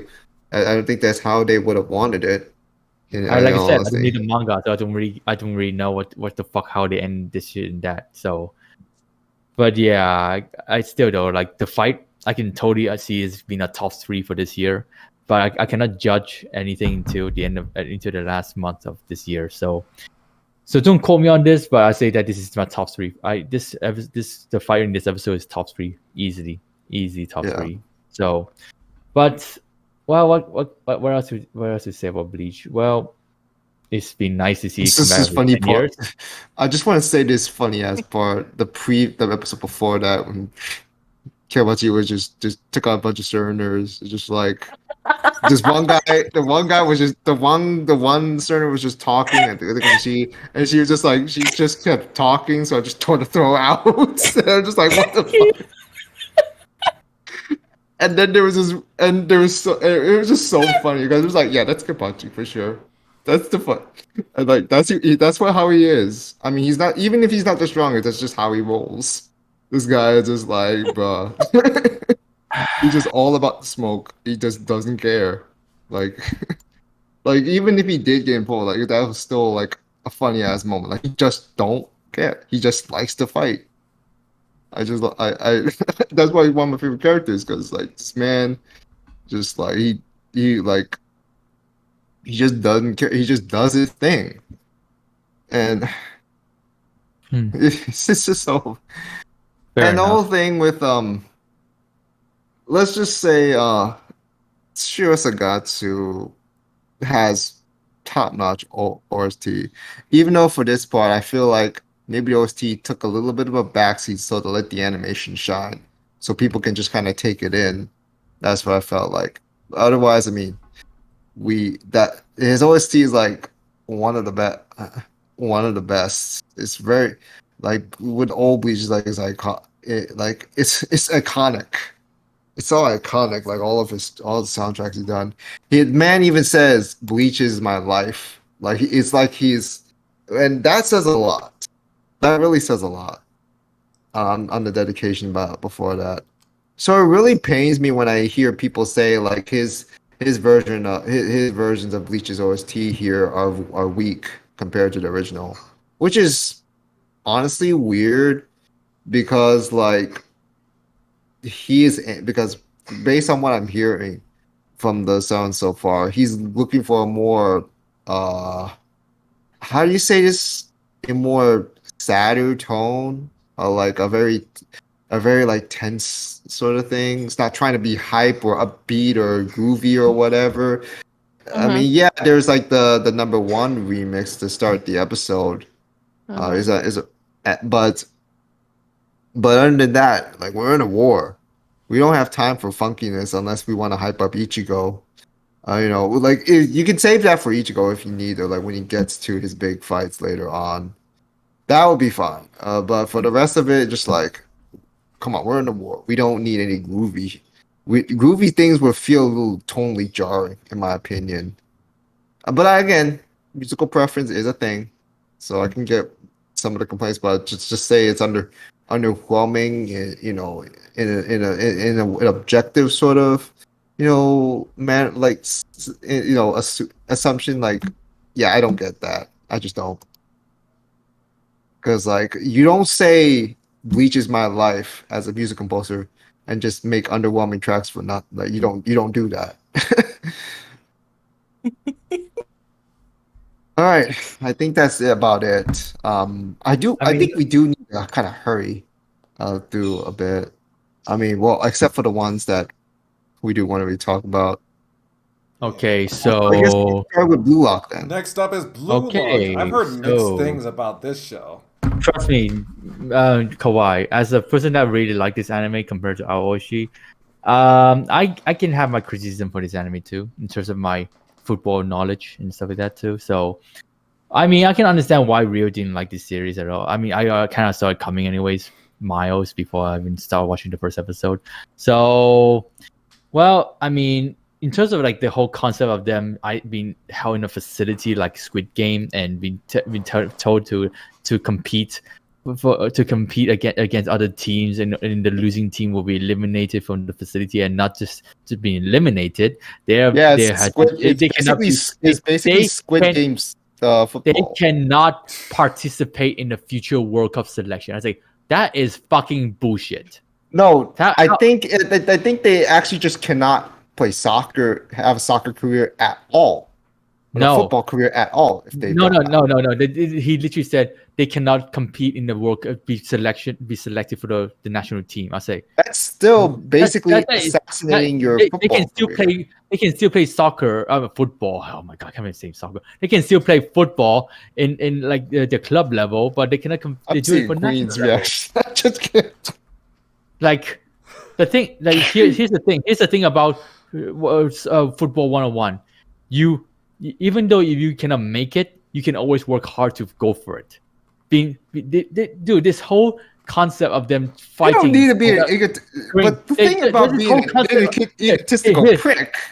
This whole thing of them. I just can't. This whole thing they're competing to become the number one, to become the next Cristiano Ronaldo, the next. Oh, don't talk about Ronaldo right now because he's literally shit right now. But the next Lionel Messi. Oh. The next Haaland, oh my, to represent Japan, to be the difference maker, right now. That is just shit, man. Messi did not win a World Cup. Ronaldo did not win a World Cup. Who else didn't win a World Cup? Did mention? It's so crazy they haven't. Here's the thing: the team that won the World Cup, Italy, Spain, Germany, France, it's because they have teamwork. Efficiency. Exactly, that's what I was about to say. No, not just teamwork. They have quality players, not just in the striker position, which they're so fixated on about. They have quality position in every spot: midfield, defense, goalkeeper, wing, left wing. They have quality in all around, and not just a striker. You see on the game, like I watch a lot of football games, like outside reactions, and literally the team that win games is not because they have a fantastic striker. Well, the fantastic striker is like a difference maker. That's it. But the team that win games is because if that they can control the midfield, defend well, and give it to the striker. The striker is useless without a well-rounded team. And literally seeing all starting 11, and seeing a striker be a goalkeeper had me cringing. But again, though, that is my biggest criticism for this anime. But my enjoyment of it, it's so much better, man. In terms of seeing how they handle the ego. The thing I like about this sports anime is that ego plays a big part, and I love ego. I guess all these sports anime I watched in the past, all this teamwork, friendship, I don't give a shit anymore, man. I've seen enough of that already. I want something different, and this anime delivers something different in terms of seeing how they fight for their position, fight for themselves. Now that it got my attention, okay? So I understand the criticism, but in terms of enjoyment, I enjoy watching it. So have your say, have your criticism for the Blue Lock. I don't mind you guys criticizing it. I don't like I allow you guys to criticize They Are Alive. So have your say about Blue Lock. Just don't go too far into saying that it's a very bad sports anime. It's not really, but it's just a very enjoyable sports anime. So that's all I can say. Well, there's so much I want to say that's wrong about it, but I'm just gonna stop right there because I don't feel like it's worth. I'm just gonna say this right now. First episode, Bo is one dude was literally trying to take off one of those guys' head off, literally with his kick. Literally just going in and just like the guy had to duck. The guy knew he was going to go for a head. He was going to kick something. To be honest, though, that happens in real life too. So they just the guy was not afraid. Was intent on kicking whatever, whether it be a ball or a human head. And I'm just like, right. I know I'm gonna hate this. I'm not gonna like this at all. And I just don't. There's a lot of things that maybe not even like just the idea itself, but the fact that the plot itself just feels so flatline. It doesn't feel like it gives the characters any depth whatsoever. It doesn't have that sort of thing that I like from Haikyuu. No. There's a bit of depth to them. No, there isn't. There isn't. It's just here. Finding ego. I mean, yes, I know the depth is not enough to get you connected with them in terms of saying, oh yeah, I feel emotion, I feel his pain and stuff like that. Not to that extent, but I understand why they want to do it. So, I mean, I can relate to it because I have my egos, to be honest, and I can relate to those. I mean, it's okay to have an ego, but you don't. It's not something that you should pump. That should be something you learn on your own when you need to step up. Dude, at this point, like if you're not at this point, Blue Lock is about creating the next ego Cristiano Ronaldo. So that's all I can see basically right now. This is the you see the Piers Morgan interview. Oh my god, that is literally what happens when you don't play the most egotistical player, and this could happen to any of these players. So. Oh my god! I am literally. That is why. I'm as someone that hates Manchester United, this is something I enjoy watching, man. So, yeah, but still, it feels like a parody at this point. I'm not gonna lie, it's a parody. But still, the Blue Lock is something. The thing is, why I enjoy this more than Aoshi because it's something different compared to your generic. Well, Aoshi's problem is that it was just very uninspiring in terms of an adaptation. It's not like I really like the manga either, but it's just like the anime just feels like crap. Like it's nice. It's not just the anime that deliver the sports. It's also the characters. I don't even like any of them. But for Blue Lock, okay, you are interesting. I can follow you along. That is how I want to react. Aoshi is just like, boring, whatever. Just watch it to the end. You would say anything, but well. I didn't like anybody in particular, but I was personally at one point I was fond of like Hana at one point because at least it feels like very commendable that she wants to help out Ashito in a way, like even though she just feels like she's just kind of just there, just viewing, just looking on, just not being able to do much besides give advice. And then of course, like after seeing Ashito work hard, she gets motivated to do better herself. At least that's what I felt like. That's what I felt like was really nice. I don't look, if you're really sighing about that, then that's on you, man. I don't know what to fucking say about it. And then there's also Ashito's mom, and it was commendable as well. I've been many Aoshi fans been getting on me, and I'm just like tired of them hearing this. I'm not even saying I like it. I'm saying I'm not saying you like it. I'm just saying that some of the takes they have for Aoshi is just like, oh yeah, no. I understand. Trust me. Trust me. I do not like it. I do not like it either. I just feel again. I said it's a very uninspiring. Like the parts where it's supposed to be intense. Apparently, there was this one episode that felt like it was a eureka moment in terms of teamwork, but it was so unenthusiastic. I'm just like, no. To be honest, though, like for Blue Lock, though, you can see that they're starting to realize that they need to work as a team. Then work for of course, there's still the ego going on, but seeing how they just read. So one of them able to read the game and able to hold him together. I haven't watched the latest episode, by the way, so I'm not sure what happened after the win against Team Y. So, but so far so good. It's popcorn entertainment. I can relate. I can understand why people enjoy it. But in terms of like the logic of football, nope, that is not how you deal with players like that. You can easily not win the World Cup because of this project. Okay. Oh, even without that logic, even without putting that logic into consideration, I still wouldn't like it anymore. I still wouldn't have a more favorable opinion of it anymore than with Aoshi. Like it's just that, like I've already mentioned, like there's nothing I find interesting about the characters. There's like maybe a sliver of it whatsoever with this character and that character, and that's about it. There's I mean, nothing really at interesting. least they're fun to watch. That's the only thing. That's pretty much what I can say, because like I can criticize this anime. Don't get me wrong. I can actually criticize this anime. But for the race of who could be the most egotistical by the end of the damn season. That's for sure. Yeah, that'd be entertaining. I'm all for it. I'm all for this sort of concept, but just don't expect me to give full compliments. I can also say shit about this anime too. So just keep that in mind for now. Yeah, so that's fine. So don't expect me to come in all defending this anime. Nope. I already heard my criticism, but I can also say that at least it's something different compared to Aoshi. So if you tell me something about Aoshi, I can only give you one thing. So yeah, that's all. So yeah, to be honest, Blue Lock is a very enjoyable anime. And the animation is good too. Holy cow, those animation moments, man! Damn, those eyes. I just don't know how Queen will just know about this whole thing where it's literally just how people, just like what the consequences are to don't get through the Blue Lock. This fucking battle royale shit. I don't even know how I can, even if I wanted to defend it, I just can't.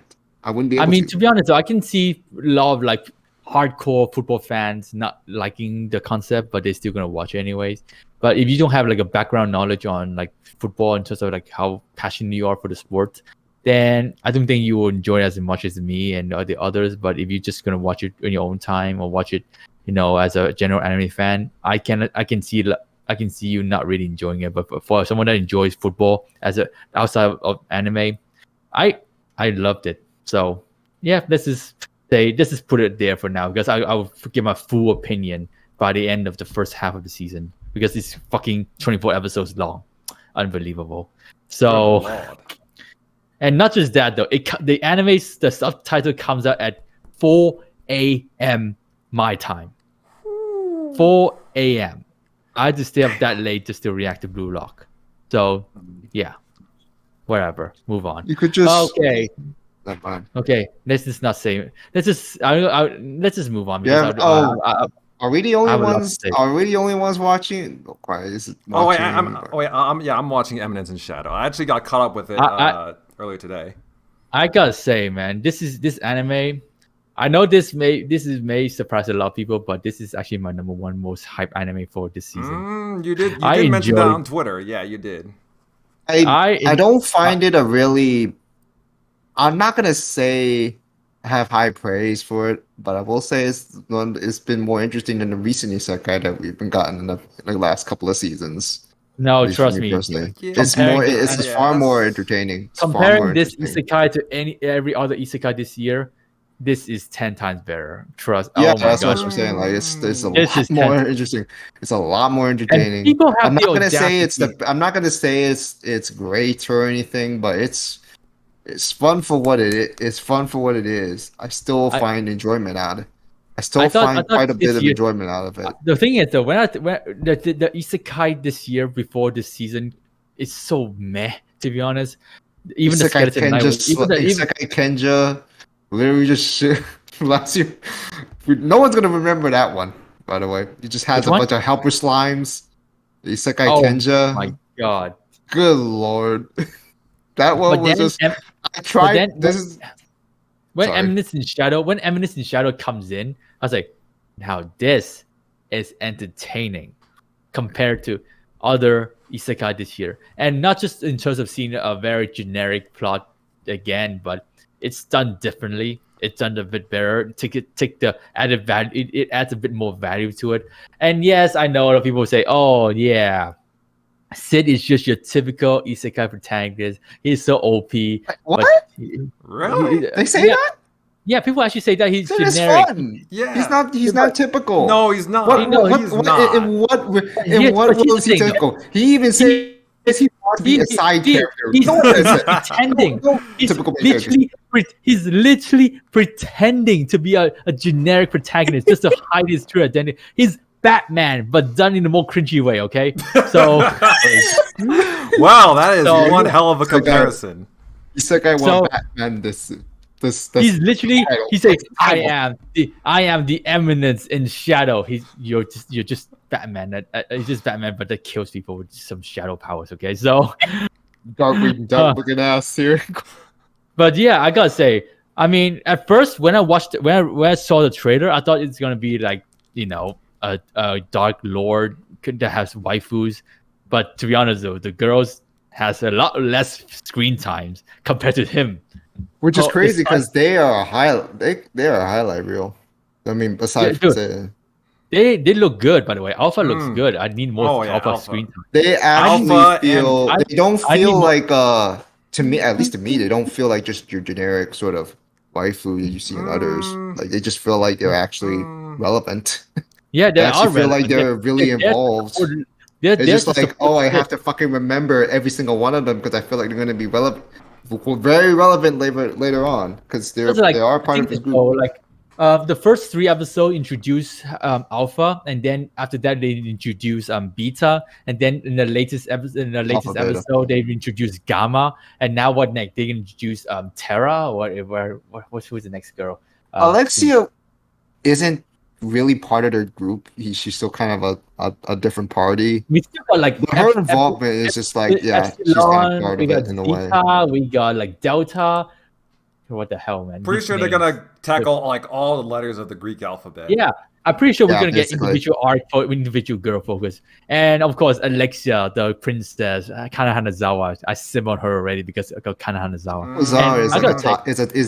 Isn't a top tier.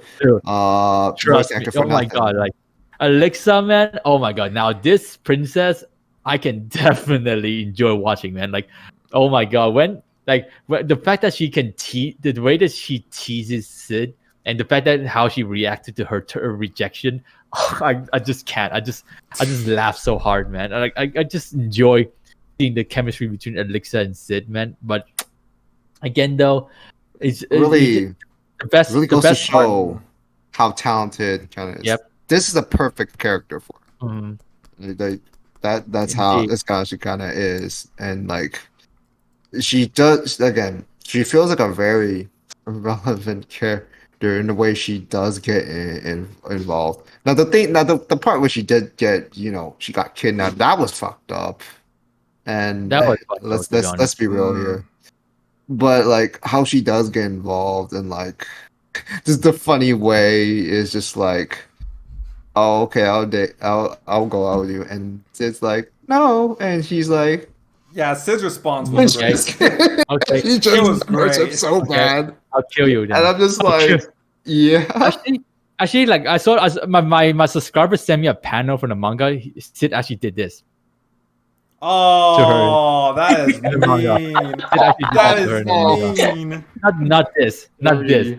This. That is dirty. He literally did this to her because that is dirty. Okay, I can understand why she reacted like that. If you think about it though.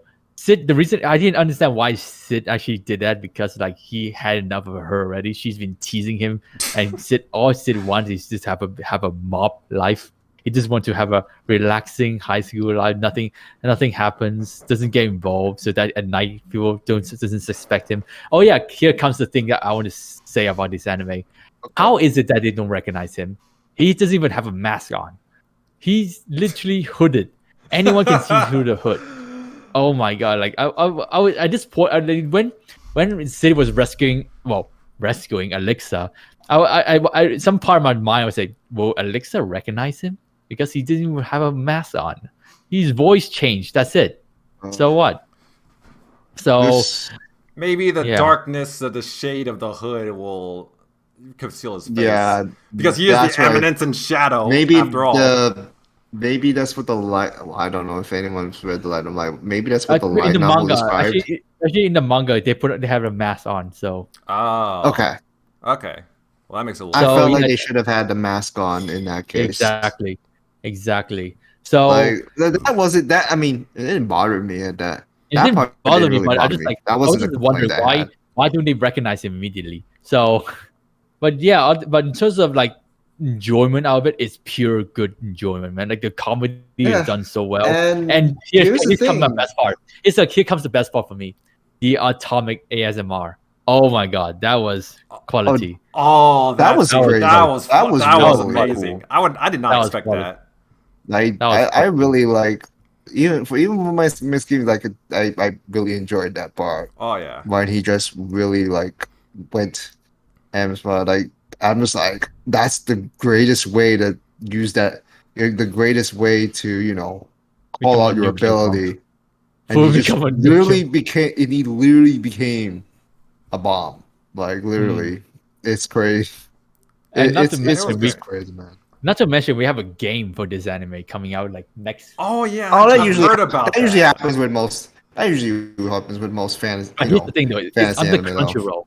It's under Crunchyroll. I was like, what? Crunchyroll Of game? Oh yeah, course. because it was like this is streaming on HDAP, but somehow it shows up on Crunchyroll. It's kind of weird, honestly. But okay, it was whatever. I'll play the game anyways. I guess I want to use the atomic scene I'm again. not. But I'm not playing in those guys' games anymore. No, I'm Oh, just not shit. gonna get sucked yeah. into that But yeah, I into that mean- rabbit hole again. But in terms of everything in terms of enjoyment from character to story wise, it's just pure enjoyment. Something I enjoy out every Wednesday watching this anime. But in terms of like, I know people have their say in terms of the plot of the story, so I just gotta let Rio say this. Go ahead. What was I about to say? Well, the thing is, for me, it's just more like I do think that I don't really find anything particularly wrong with the story. I just feel like I'm not as I'm not it's not as it's interesting, but it's not elevating enough for me for like, oh, it's perking my interest more. Yeah, well, at this point it hasn't. But we'll see. I mean, I can get where like the plot can be confusing because we're literally trying to just feels like we're jumping from a different anime. Sometimes we're watching a different anime each episode, a different kind of anime each episode. Literally the hype, It is. and then all of a sudden, It literally is. that's where I can feel like where it could throw off people. That I can understand, and I don't blame it if people don't find it good because like it keeps jumping around like that. But for the most part, like it's fun.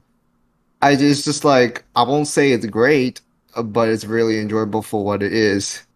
Now, does it have staying power in terms of like how they're gonna handle a more serious stress, like when he can't just play this game anymore? Yeah, When they it really will. comes down to serious, like I can see when they that. have to do that, like that's gonna be a dictating factor in my opinion.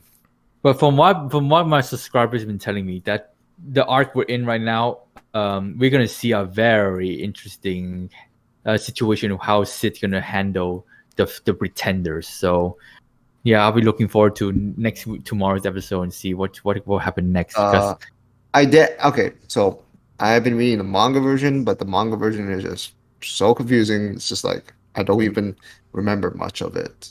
I just have a general. I remember what generally happens, and that's about it. But I just felt like it's really just a fade. It really just fades in my memory. So just watching the anime is just at this point it's like I don't know. I still don't know what really to expect. But like I would just expect like something does come, like some more serious stuff does come.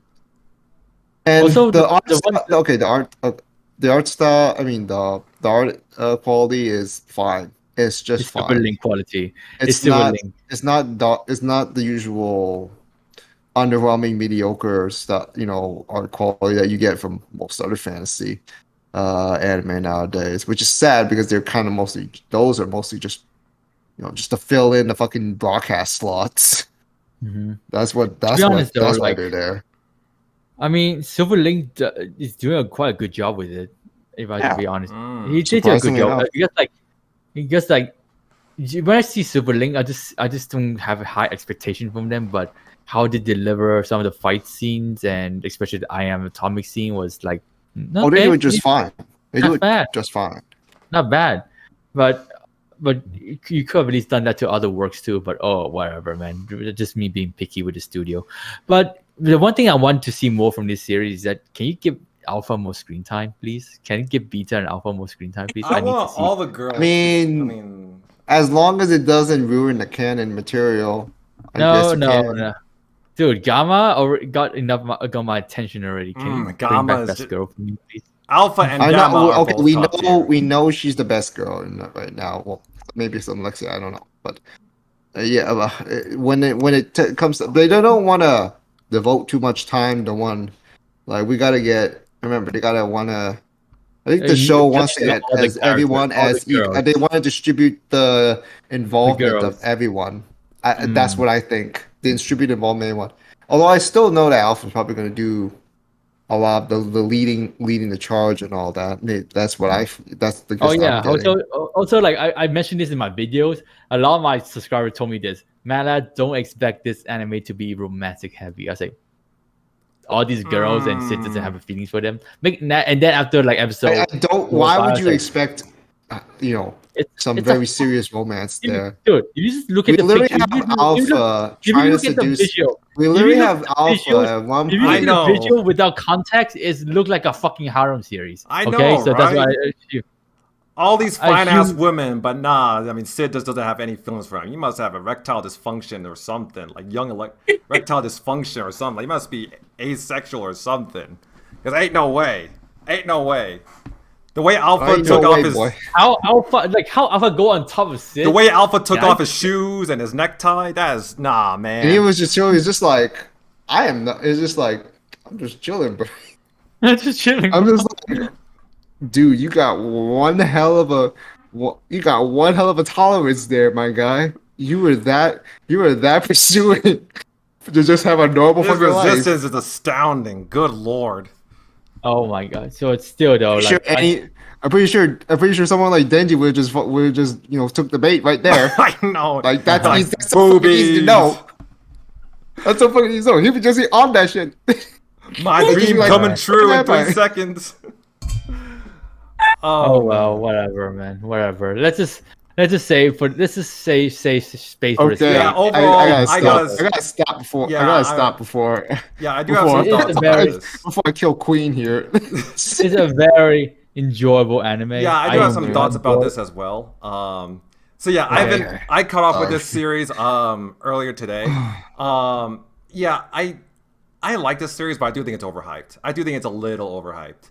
Overhyped? Yeah, I mean, okay, I'm just gonna start with the things I like. So, I mean, I do think Sid is a badass. I do like all the female characters in this show.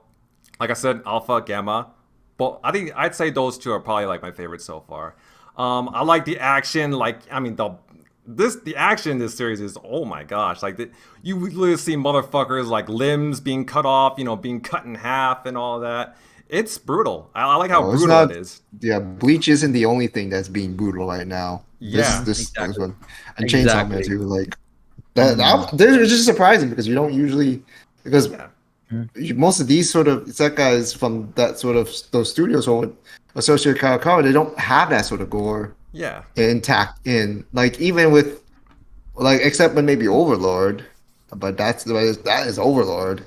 But with here, it's just like. Oh damn! You just dropped that guy. I know, right? I know exactly. And also, yeah, I mean, the action in this series is just, it's so good, especially with the whole I am atomic scene. I mean, we already talked about that, but yeah, it's really good.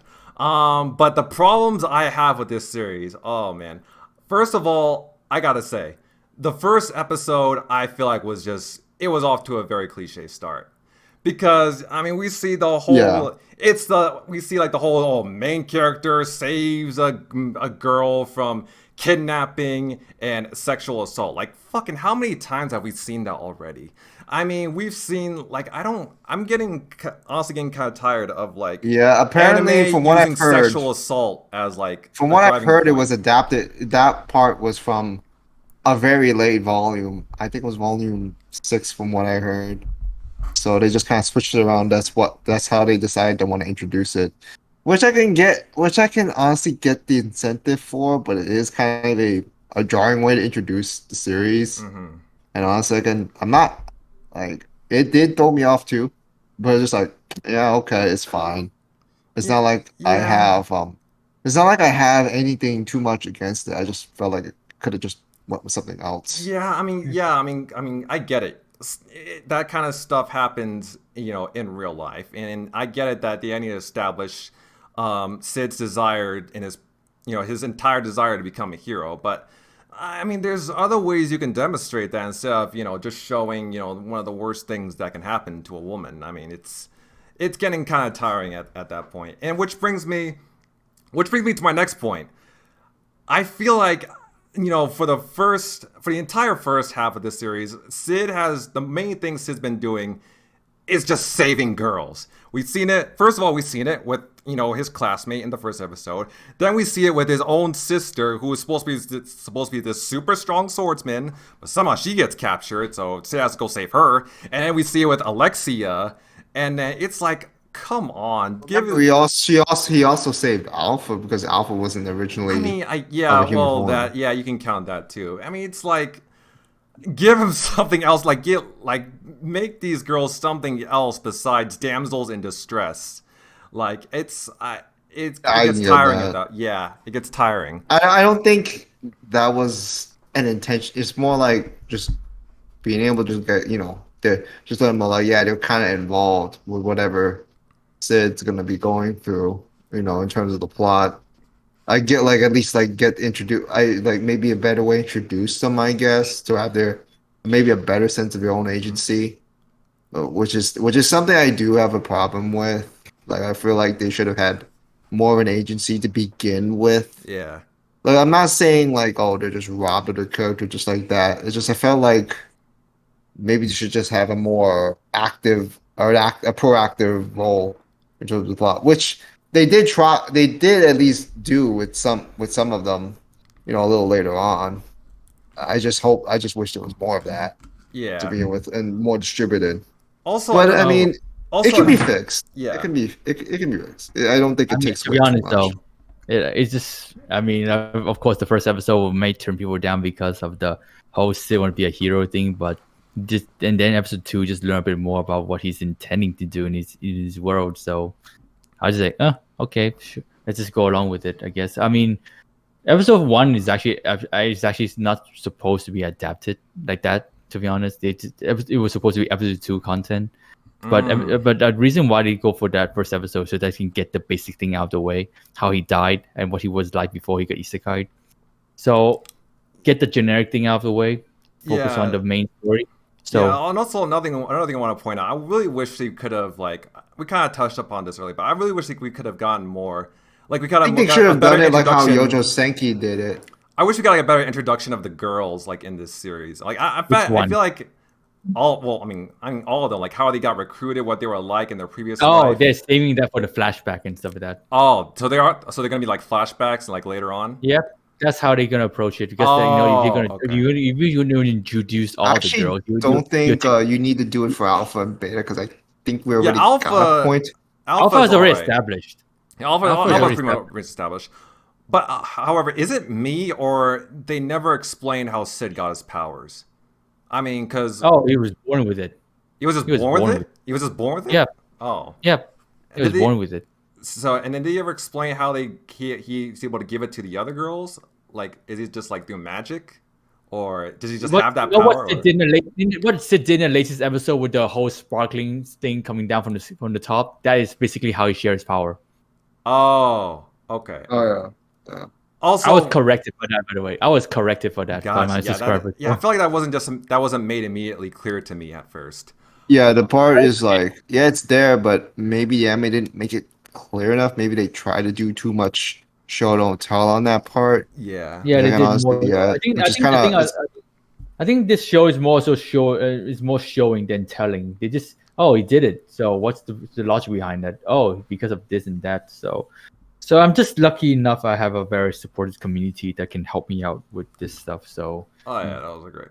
Also, we talked about Alexia earlier, and I gotta say, I understand why people like her, because of the whole how she was with Sid and all that, her dominant energy, treating him like a dog and all that. That was great. And yeah, she is voiced by Kana Hanazawa, but she is not one of my favorite Kana Hanazawa characters.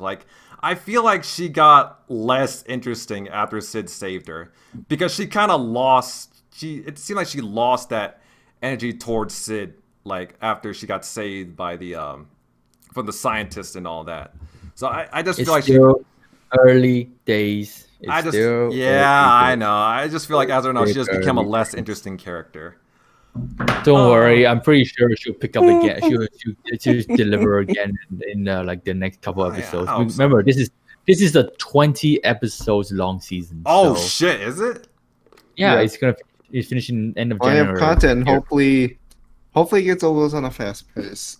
Wow. So yeah, other than that though, let's just move on now. Yeah, I think that's pretty much all my thoughts. So yeah. Yeah, we're getting a little too long on this. Okay, yeah. So let's move on to wait, what? Can we skip on this? Can we skip on this, please? Can we skip, please? It's that it's bad, only a couple episodes in. Oh, okay. Well, okay. Oh my god, trust me. The new death character we're gonna see is what's his name again? Look, I don't even remember his name. Just show how much I don't care about him. Like, what's his name again? We went downhill that fast, huh? Nikolai. What the fuck? I'm just gonna say this right now. Season one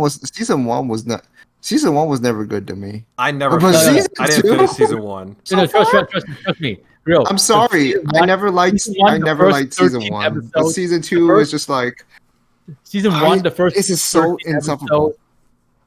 Season one, the first 13 episode was peak, and then after that was just dog shit. That's all I'm saying. I'm just gonna say this right now. The best part of To Your Eternity was episode one of season one. That I felt like it had something. That was a whole story in itself in that regard. But after that, I don't know where the fuck this show went for me. It just infuriating sort of thing with the characters. No. Here's the thing about the characters, and just the appeal they give to me is this cry-baiting thing that just never clicks with me whatsoever. I'm sorry, I just can't. Okay, the only side characters I can defend here is Gugu. That's the only guy I can defend. He's just fine. Every other side characters is just, oh my god. Tonari. Oh my god. When she died, I started on Hayase. I was like, do not get me started on Hayase. Bro, when she got... Oh my god. Hayase, dude. I have no idea why did this fucking author wants her to be reincarnated from one. This reincarnated thing. No, trust me. As a manga reader, no, the incarnated thing just goes stupid after a certain part. And not just that, Fushi. I don't understand what else he can do. Fight more knockers, become Ben 10. What else you want? He's literally Ben 10 of dead bodies. Okay. Dead Ben 10 with dead people. Oh my. His whole point is pretty much. I thought it was Beast Boy. That was Beast Boy. No, it's Ben 10. Beast Boy. Beast Boy. He's literally Beast Boy, but he's literally Beast Boy, but he got no gender. He could just switch to any gender he fucking wants. That's pretty much. Nah, I see Ben 10. I see more Ben 10 in that sort of concept. But okay, yeah. Well, whatever, man. Whatever, man. But still, like Fushi just transform into different bodies and just do this. And like the fact that Hayase is in love with, oh my god, I can't believe this, but she's in love with a sexual entity. Yeah, she's in love with fucking Fushi female body. I was like, oh my god, no, please. It's so infuriating. I don't like talking about this series at all. And what even triggers me is that when I look at the comments on like some post for Fumetsu, people say, "Oh my god, this part of the story is so touching." I say, I skip on this scene. It's so shit. How is this touching? And people say, "Oh my god, this is gonna be the best anime this season." I can't read 8. I can't read 8.10. I remember one of my favorite characters from To Your Eternity was that one guy that slapped Tonari. When that happened, I was like, yes! Oh, she finally got it just desserts. How is this anime 810? Oh my god. Like, Jesus Christ. Like, the new character... I'm trying so hard to find any good of this beyond episode 1, and I just of season 1, and I just can't. Like I said, the only after episode 13, the story just goes I don't absolutely really down. know where to go. The saving grace for season 1 was actually Porona's death. That was like only the decent part about the second half of the season. Everything else is just like, what's the point of Tonari? She's just annoying. This whole zombie thing was like stupid, and this whole tournament arc thing where Hayase comes back is just like that's so fucking forced. Come on. The crazy thing is that if they just did a little bit of this and that, not try to resort to these stupid sort of plotting with the the gladiator shit, have more something where like I can actually get not have these ridiculous plotting. Just have something to where like we're more there's a more we feel like we can get emotionally connected without feeling like you're just gonna toss them into the fucking grinder with these characters and with this plot. Like if you can do more of that, if you can do more of that and then instead of that, it may would have turned out way better, because it's just this infuriates me because I love the Silent Voice movie. Yeah, by the same author. A 10 out of 10 easily. Nah. Liked it even more than the manga. Gonna be honest here, and it was the author. It just infuriates me that the author, this very same author, is the creator behind this one, and I just don't know. Maybe her writing just is not suited for fantasy anime, in my opinion. Because in terms of the emotions that she wants to convey in the characters, and just trying to have this coming of age thing and all, trying to redeem or whatever, works more in a non-fantasy, a more practical environment. This here, I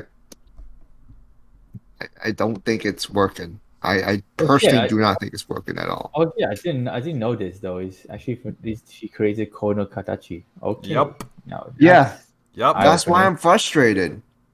That's why this series frustrates me. I mean, I guess you have your duds. I don't know what else to say, because Queen Deidre, do you have any thoughts about this? Actually, about season 2? I know Queen probably has a more positive note, but I do not know, because I'm just like, actually, whenever like, I talk about it, all I could just be able to do is go off. I have nothing really positive. What infuriates me more for this anime is that this anime almost cost my second channel.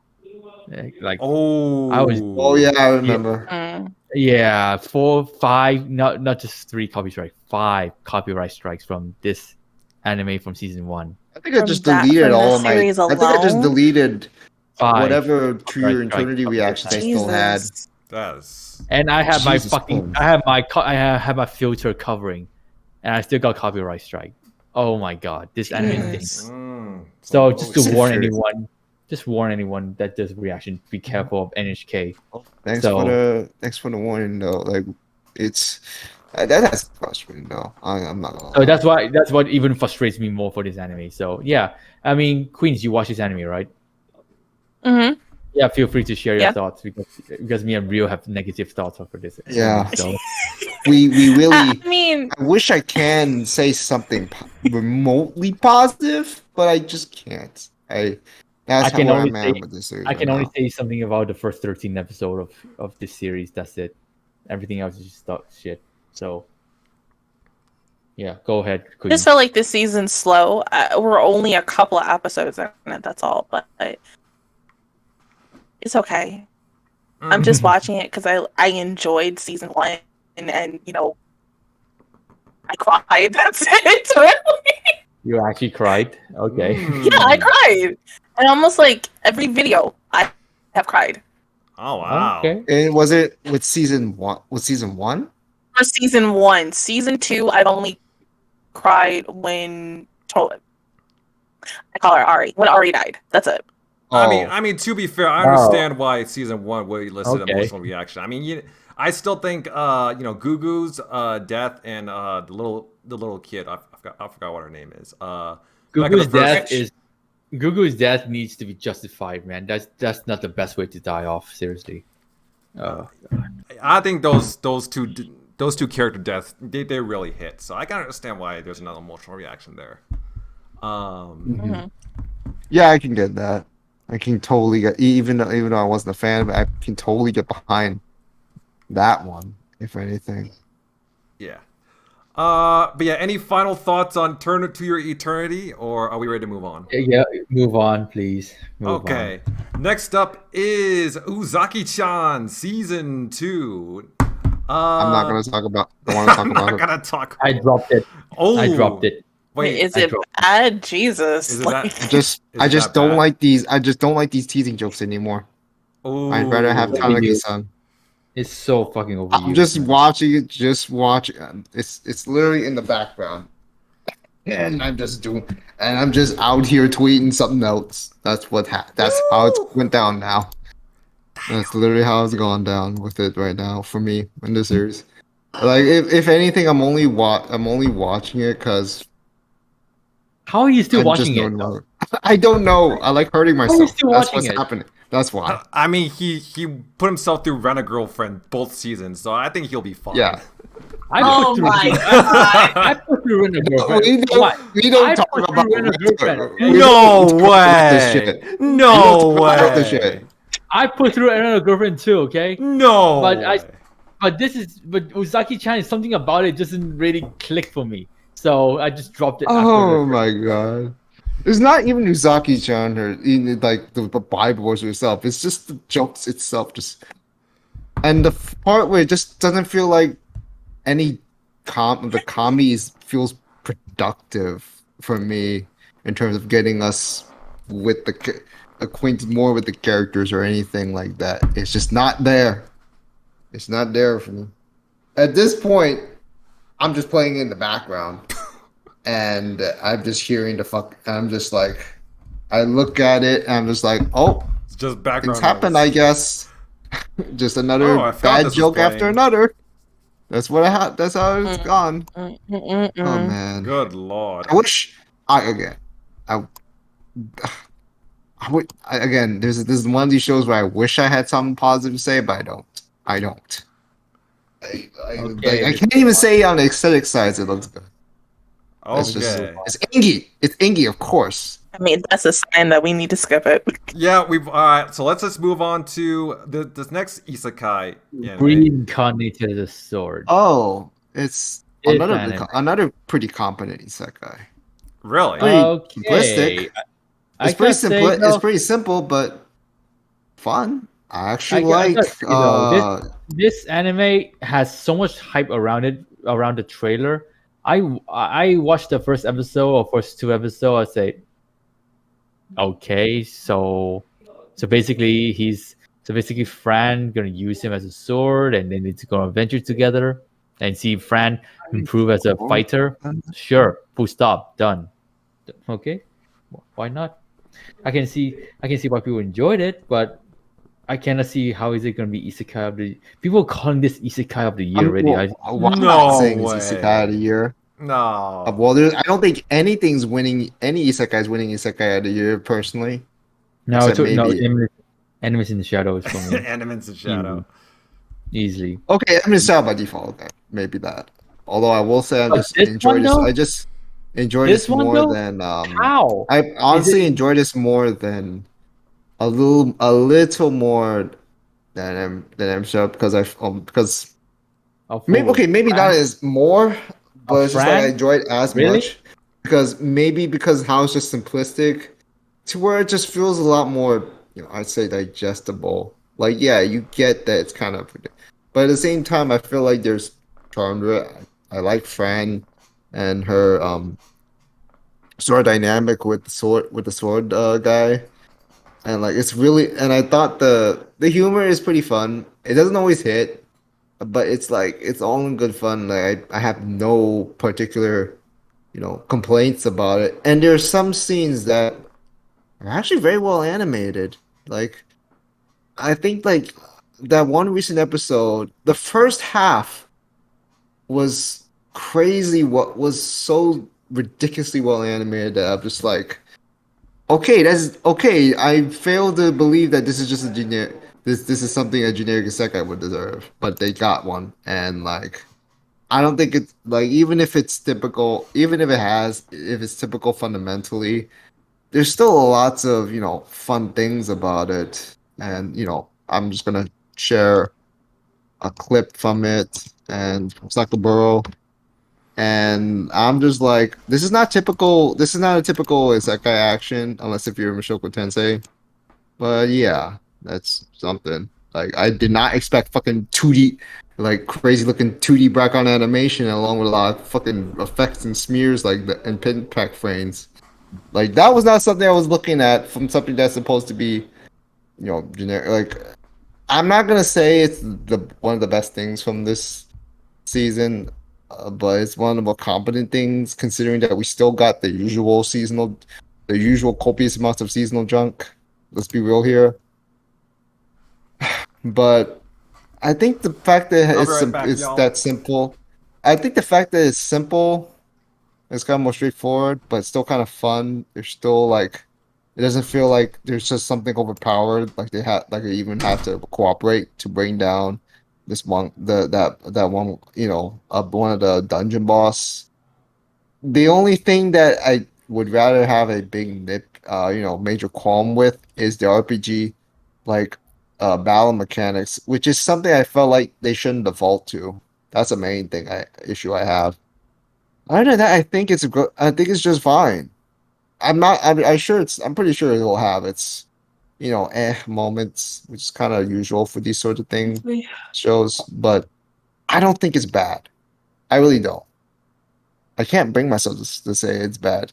At the worst, it's just, I don't know, just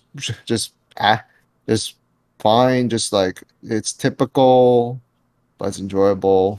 It's kind of, it's nothing too special, but it's still fine for what it is, and that's fine. That's fine. Whatever makes you happy. Whatever. Because I don't think, because I'm gonna keep saying, I mean, I'm not. I can understand why not many people would be, very, liking to this. But for me, like, as someone who is pretty much jaded with most isekais, it's kind of like, oh yeah, it's simple, but it's still really fun. It doesn't feel like I'm getting lulled by so many things.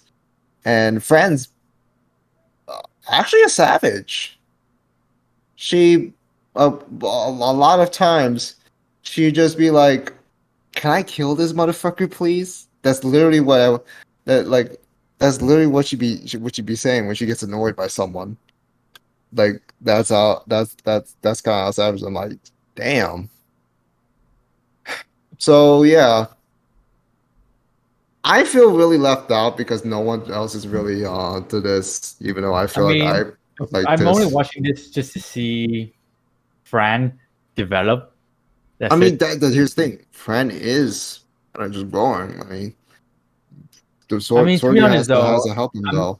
I'm not saying it's something gonna be crazy or it's gonna be raving about, but it's fine. She's a very cute character. She's a very cute character to enjoy watching this. I can't really say much more because, like, yes, it's simple and stuff like that, and the fight scene looks good, but it's just something about Fran that doesn't really sell to me. So, I mean, she came up with poor background. She found a sword. She became best buddies. Okay, sensei and student. Okay, and that's just fine. It works for me. Fine. If it's not too low either. If it tried to do something else, it might, just that could have just ended up, it may not be executed too well. Nah, the way it looks at it. It's simple. I don't know. It's simple. The thing is, like, if it tried to be too complex, because the funny thing is, like, a lot of isekai try to press in a lot of things, and it just comes out as pointless exposition dump or stuff that just doesn't feel like we are meant to have attention towards, because it's just there because it's there. There's nothing to it. We don't get those issues here, at least in my opinion. So yeah, it's just fine. I'm not gonna say it's I'm not gonna say it's an extremely great series by any means. So I'm not gonna be out there saying that. Oh well, let's just leave it at that. To be honest, I can. I'm just enjoy watching it after Eminence in Shadow, anyways. So, What's the next one? Oh God, my- this one. okay, Oh first God, off, this one. first off, I need to say about this anime. And I just It's bad. It's really bad. But how it's is this fun. It's fun bad. 7.5? It's fun bad. I It's don't a even very know fun why. bad. I don't even know why this is 7.5. The only saving grace for this anime is Akari keep on showing her body parts. In every episode, we see a little bit of her clothes removed. And in the latest episode, she sleep with him in her underwear. Oh my. Dude, at this point, I had to say right now, can you just have sex? I mean, they already? are doing pretend marriage, so we can try to give that a break, I guess. Can you just have a sex? Can you just have sex already? Come on, like, oh my It's literally god. she's literally just there every fucking night being like, "Want some fuck?" And he's just like, "Nope." This is a beta male. Great. What annoys me even more is that he cares for the other girls too. So it's a love triangle going on here. I And the whole- understand why they're kind of just going to his medical practical thing, but it's just so horrifically implemented. I'm just like, Dude, this is just setting up basically Koi no Uso, disaster. okay? This It's is just setting up literally for disaster. Koi to Uso, okay? But done. This is Koi Koi to Uso was just. I don't even want to go on that. That was terrible. That one was terrible. But to be honest, though, I'm mainly watching this just to see how far would they go with their relationship. I just want to see like what would Akari do now? Take off a bra and sleep with him naked? Okay, I'm down for that. Oh my god, like Akari, like it's evident that she is in love with him. It's just that she's so conflicted about it. Oh my god, like just admit it. You like him. End the test already. Get the #1 place. Be a proper couple. But to be honest, though, I mean, people even calling this peak romance. It's not peak romance. Have you watched enough romance to know what peak romance is? Oh my god, I've watched plenty of romance anime. This is not a good one. it's not a good one. I'm known as a romance person because I watch a lot of it, and I can say this is just cringe, man. This romance is just cringe. It might be as bad as Rent a Girlfriend, but Rent a Girlfriend is on another level of bad at this point in time. Don't even get me started. But the thing is, with this one, at least they're trying to accomplish something more progressive, a little bit more progressive, but it's not working right now. At least the characters aren't as insufferable as you see. Like I literally I'm not giving them the much benefit of the doubt. But I literally said this in the first episode. This whole concept of them living together under the same roof as part of their curriculum to improve on their practical knowledge on living with opposite sex. In other words, so this is a shipping course. You live under the same roof long enough. You get to understand each other more. You get to see how they are. I'm not trying to offend. It's just like you fucking will eventually fall in love with them. This is literally a shipping anime. You literally shipped them since the first episode. What's the point of having a love couple? Okay. Oh my god! I don't know why you're. I'm not so sure if you're complaining to me like I got something wrong. No, I'm just not complaining. I'm just sharing. I'm just sharing this. I'm sharing this to the audience watching this. I'm just sharing this to my opinion on the first episode.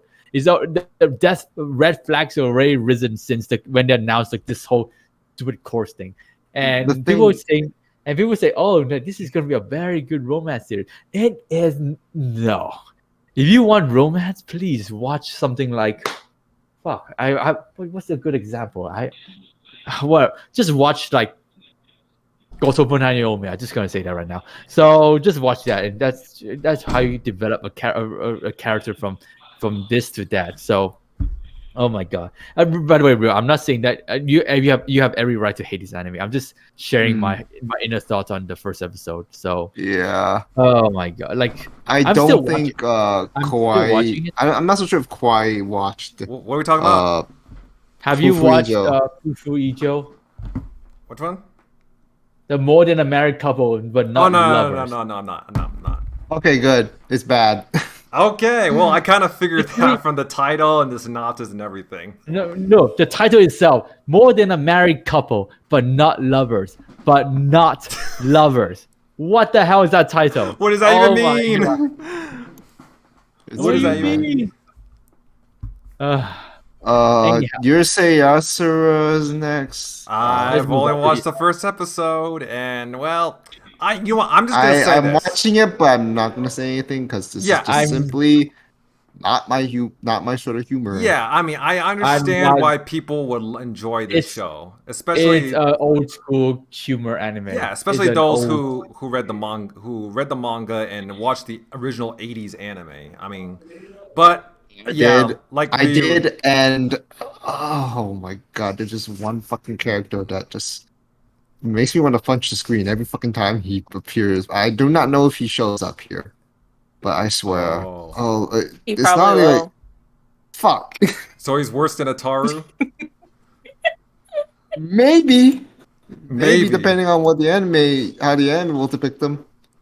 But oh lord. The only good thing I can say about this anime is that Sumire Urasaka did a fantastic. Yeah, she did a good job. She did a good job. There was a voice. What was that voice actor? I can also say the same for Urasaka Sumire. Yeah. Sumire. I can also say the same for Hiroshi Kamiya and Mai Uchiha. They both did good with the material they were given. At least we got a bit of Sawashiro. Oh, by the way, guys, Sakura. have you guys seen? Did you guys see Uesaka Sumire cosplay Lume? No, I haven't. Oh my god, dude! I know that she has a nice body, but damn, Uesaka Sumire, she has one hell of a body, man. Holy shit! Okay. Oh my god, I'm gonna have to look that up later. I let me find it. Out of sheer curiosity, of course. Give me a sec. Well, she does have quite the resume of voice acting I can see. Give me a So sec. yeah, you can say not surprising. Ooh. Oh, not bad. Let's see. Yep. Lovely. Yep. Oof. That's pretty nice, honestly. Although I feel like it's not as revealing as the anime counterpart, which is fine. Course. Yeah. Obviously. Let's move on to I mean, I can't. Iruma season 3. I kind of this is. It's just. I kind of wish Oliver was here. I mean, because I know he loves this series. So it's just there I can for save me. this with Oliver next time. I can move on. I can talk with Oliver about this next time because I don't think. Imakuru is just there for me personally. I but don't the one have thing any. I want to talk about is the next one. Shinobi no Ittoki. Oh yeah. Let's get on it. You know what? Okay, I'm just gonna say this. Let's go, Kawaii. Bring it. I understand. Why is this more popular than Bocchi? Why? What is going on here? I understand why people hate this series, and to be honest, yes, I do agree that it's a very flawed series. But to be honest, like I don't think it's complete trash. No. Stop here. No. Why is this more popular than Bocchi? According to Don't ask me. Don't ask me. Why? We all, you know why? Because we all love a mask girl. We all love this lovely Kosetsu mask girl. Okay. We have sexy ninja girls. Okay. That's the reason why. Yeah, she is okay. She's okay. I mean, I think I prefer the other. I think I prefer Ryoko more, or Kirei. Kirei is good. Kirei is good. Yeah. Kirei is good. Well, I mean, I wouldn't say it's complete trash, but like. I mean, there are some things I enjoy about this series. Like, I enjoy the characters. Well, not the main character, but I enjoy some. I like some of the characters. Like Ryoko and Kirei. Let's see. I do like the whole some of the mystery in I think the some of the stuff Mystery? revolving. I think some of the stuff Really? revolving the okay. I think some of the stuff revolving around the whole the Koga and the Iga clan and the uncle's role and all that. I think that was some pretty interesting. You know what's the best selling point about this anime? Is about how whether Ittoki finally falls in love with Kosetsu or not. That's the only thing that many fans are looking forward to. Which girl will you choose? Will you choose Ryoko or will you choose Kirei? That is the one thing that many fans in the social media are like really looking forward to. Is that Itoki's gonna become an Iga clan leader? Yeah, we know what's gonna happen. He's like gonna be in danger. But who is gonna be the best girl to stay by his side to the very end? That is what I was watching this to the end to see. So yeah, the whole family politics and stuff like that. What the fuck, man? That is just outdated, to be honest. So. Yeah. Also, I don't think the first episode was that bad. I kind of like how batshit insane it turned out near the end. So dodged Truck-kun, okay? That's something you don't see every day. He dodged. He dodged being isekai'd. Now that's an accomplishment in and of itself. Well, he's supposed to be in a ninja fam. Of course, he got to fucking dodge it. Also, he won't be qualified as a ninja. Well, that's pretty much all. I think that's pretty much all the positives I can say about this series. Everything. I mean, if nothing else, I can laugh about how bad and corny some of the stuff presented is. It's corny. Everything else. The whole bullying. Everything else. Trust me, the whole bullying thing is so forced, man. The whole bullying, like, dude, we know every episode is gonna bully, but the fact that they had to do this and that is like, dude, you guys. Man. I know you guys hate him, but can you get just let him just. I know you hate him, but just save it for like. We get it. I mean, this is one of the big. Aside from him just being a wimp at this point, he's a terrible MC. The fact that people hate his ass, I'm just like, how is this homeboy not dead? How is he not plot armor? Obviously, he's got the plot armor. He's not a ninja suit, a plot armor. He's a good. I almost said an appropriate word because of how much I hate this guy. I swear. He's a goody two shoes. It's a fucking goody two shoes. And he yells too much. I don't like goody two shoes characters. I don't like characters. Yeah. He doesn't even bother me. Goody two shoes at least know like when when to how to act. This guy, I don't think you can call him just a goody. He's just like a fucking. I don't even know if you want to just call him beta. He's less than beta. He's just almost to the level of Kazuya from Rental Girlfriend, but maybe not as bad, but is almost as insufferable. Like I said, the only saving grace for this anime is the girls. Okay, the only reason why people still watch is the girls. The only one I would remotely care about is Kosetsu. Of course, who else? That's it. But I could just go and watch. But I could just go and look at the fan art, the official art or the fan art they got. On there on Twitter. They got that shit all over when it was there. I mean, how can you say no to this girl? Seriously, how can you say no to this girl? That's good. That's good. That's fucking good. Well, yeah. I don't know what it is, but anime girls with masks just hit different, at least for me. I'm kind of curious, why she put on a mask though? Like, is there something going on with the mouse or something? Corona, obviously, but not. I'm just kidding. I bet she has some sort of, like maybe like an autoimmune system. Or is it because she's wearing a mask to promote mask policies? Corona obviously. Corona obviously exists in the ninja world. Gotta take precautions after all. Also, let's talk about like what is probably the biggest problem with this series. I mean, the whole family is just shoving Ittoki into this ninja world. Yet, but he treats him like an idiot. Everyone treats him like an idiot when he doesn't know all this ninja shit. Like, shit! You never taught him any of this shit. You just thrust him again in the ninja world against his own will, and you treat him like an idiot. It's like Percy Jackson. It's literally like Percy Jackson. First, he didn't know he was a half god until that scene where he got taken away. So it's like that concept. Like this scene where he couldn't move. It wasn't like what? I didn't hear you properly. It's literally like Percy Jackson, how they review his background identity. Oh, I'm not sure you guys watched Percy Jackson or read Percy Jackson, but yeah. I mean, that's one of the things why I didn't like Kosetsu as much as I would have hoped because of that scene with the ninja suit and like when Ittoki was asking her trying to figure it out, she just ditched him and just went off to do the exam. By I'm the way, like, what the speaking of hell? ninja suit, what the hell is this Iron Man ninja suit thing? Like, what? What? Why? Why? Even Why? I know Naruto has his weird ways in during Shippuden, but that's not ninja. That's not That's- ninja, man. That's Who the hell literally has?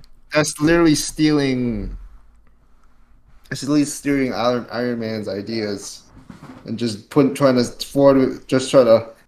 customize it for ninjas, and it's just not working. I don't even know, man. Why? Why? Let's just Yeah, Why? overall, say that the waifu carries this anime. Okay, yeah, that's overall, the only thing. I really want to like this series more because this is the same. This is by Troika, same studio that made Lord Elmoy, Case Files, and Recreators.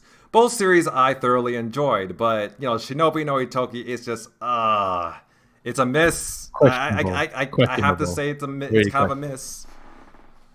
Okay, let's allow Ryu to have his saving. Yeah, have his let's to a series that he Bocchi actually the Rock. likes. Go ahead. Yes. Bocchi the Rock and they use so far. Actually, Yes. I have to ask Thank you this, you. Ryu.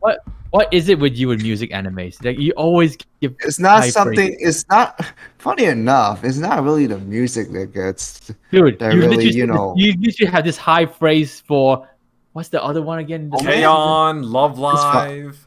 Kill Me. I think it's more with. What is it with you with music? It's not anime? really Dude. so much with the musical aspect. I mean, the music is nice, complimentary, but is nice, is complimentary. But the thing is, like, is for me. It's like when the story, it feels like it gets going somewhere with the characters at least. That's how I feel like I can really get attached to it. It doesn't always work out, of course. I mean, like sometimes the characters just don't ring well with me. But for here, I feel like there's a great balance with the. So you were asking about just music in general, or do you want me to go ahead with Bocchi right now? Like, what is your? I mean, what is your go-to? first off, like every time I see you watch an music anime, you always give it high phrases. Like, interesting.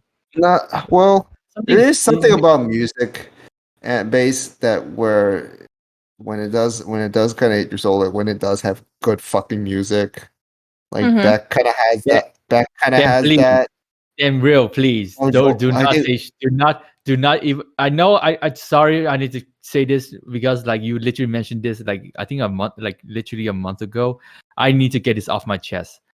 Well, I think Queens can relate to this. I'm not sure you remember this, but don't you ever dare say about Bang Dream is a very generic anime. I just don't. Well, I just don't. I'm just not. I just didn't find. I personally just didn't find the story of the characters interesting. I just don't even. I'm not even going to specify on any of that. But I don't even want saying. I don't want people saying Bang Dream is better than this and this and this and this and that, because this is going to be like a thing with shonen thing over and over. I'm not there for it, and the fact that this is actually a different approach, like it's not. It doesn't feel like. Obviously, it's a different approach from what Bang Dream has, because like did the guy like does the character in Bang Dream start out as like just like an introvert? No, she's like literally the opposite. Whereas with Bocchi, I feel like is an introvert and she has to grow from it. And because she's an introvert, I feel like there is more room for such a character to grow. Yeah, it's kind of typical in a way nowadays, but it still feels there. That's progress, more progress. More chance for that, in my opinion, compared to someone who's already very very social.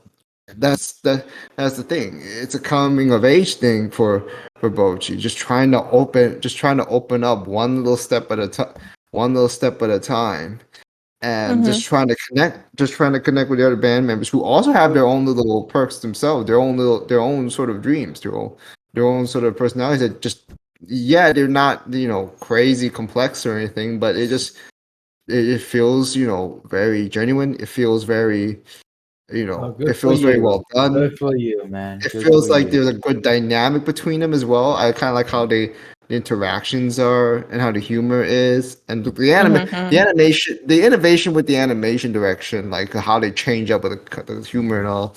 That is amazing. That's That is perfect. crazy. That is like top notch. Like I've never seen such creativity like that in terms of just the animation. That's why the soccer community is abuzz about this for good reason. And I don't blame them. I don't blame them. Like from the first episode, this is the thing. This was a series I wasn't so sure about my expectations are because we were talking about there was a talks about like, oh, where's the trailer? It's releasing so late, and yet there's a trailer, and then there's also Cloverworks. Usually, there's the Curse with the Wonder Egg Priority and Promised Neverland Yeah. 2 from last year, but it looks like Mhm. with this year their schedule seems better. And Yeah. it's still hard work, but Akiba-chan came out fine. Sonus Biscuits came out fine. This one's coming out very fine as well, and it's just like, oh my god, like it's just there's so much to click about. I'm not saying like it's the most complex thing in the world of deep themes or whatever. Or It's simple. Like it's So, simple is Hold up. even if that's Sometimes simple is that's why- good. Simple is good. There's nothing wrong with yeah, simple. It just depends on how you execute things and how it makes balances things and makes it work. And for me, it's clicking on all cylinders. That's the Yeah. bottom line. I'm not gonna be. I don't want to be the devil advocate here, but I'm stuck. Nothing wrong with Goto and her development, but something about Goto doesn't. I don't know. Like The repetitiveness of the humor, is that what's getting to you? the humor is just kind of seems a bit too overdone sometimes. When it gets that's a subjective thing, but yeah, I get it. Yeah. Like I don't It's know. fine Like because that's kind of the whole. I mean, it does kind of run the guys, but I don't think it takes like, away from her. I don't know. her Like development. people. Because Like, remember, people think, like we're not seriously, changing like, her overnight. We're not changing seriously, her like, overnight. she I mean, lit- the humor there is to remind us, like, yeah, she is still have a long ways to go. She still is like the lovable introvert. She still Yeah. is. But she still has her moments. Yeah, everyone has that. You know, Yeah. Queen, you've seen Rudius, right?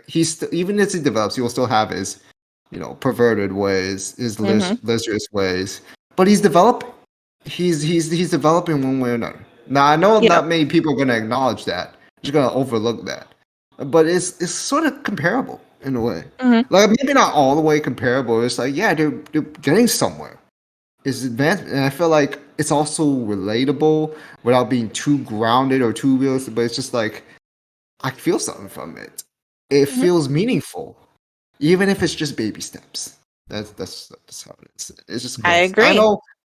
Nope. And nope. That's how I view it. I know Matt is still saying about this, trying to defend Bang Dream, but I don't. I'm not defending Bang Dream. I'm just saying that this I'm not is. defending. I'm just saying this Don't is get me wrong.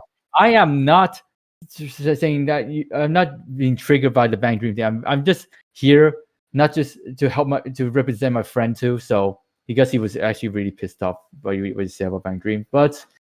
Yeah, I'm just like I'm not saying that this anime is bad. Why I don't want people to come out this podcast thinking that I'm gonna say I'm giving this anime a 5 out of 10. Nope, this is a solid 7 for me. It's just that I don't know, something like everyone on Twitter just said this is like a masterpiece. Like a masterpiece.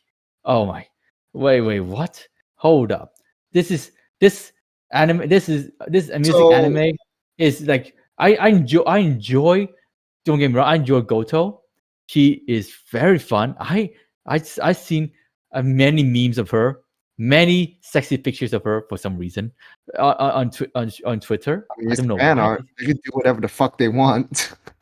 How the hell do they give her big boobs? She has 0 boobs. So yeah, everything about this anime. Everything about this anime.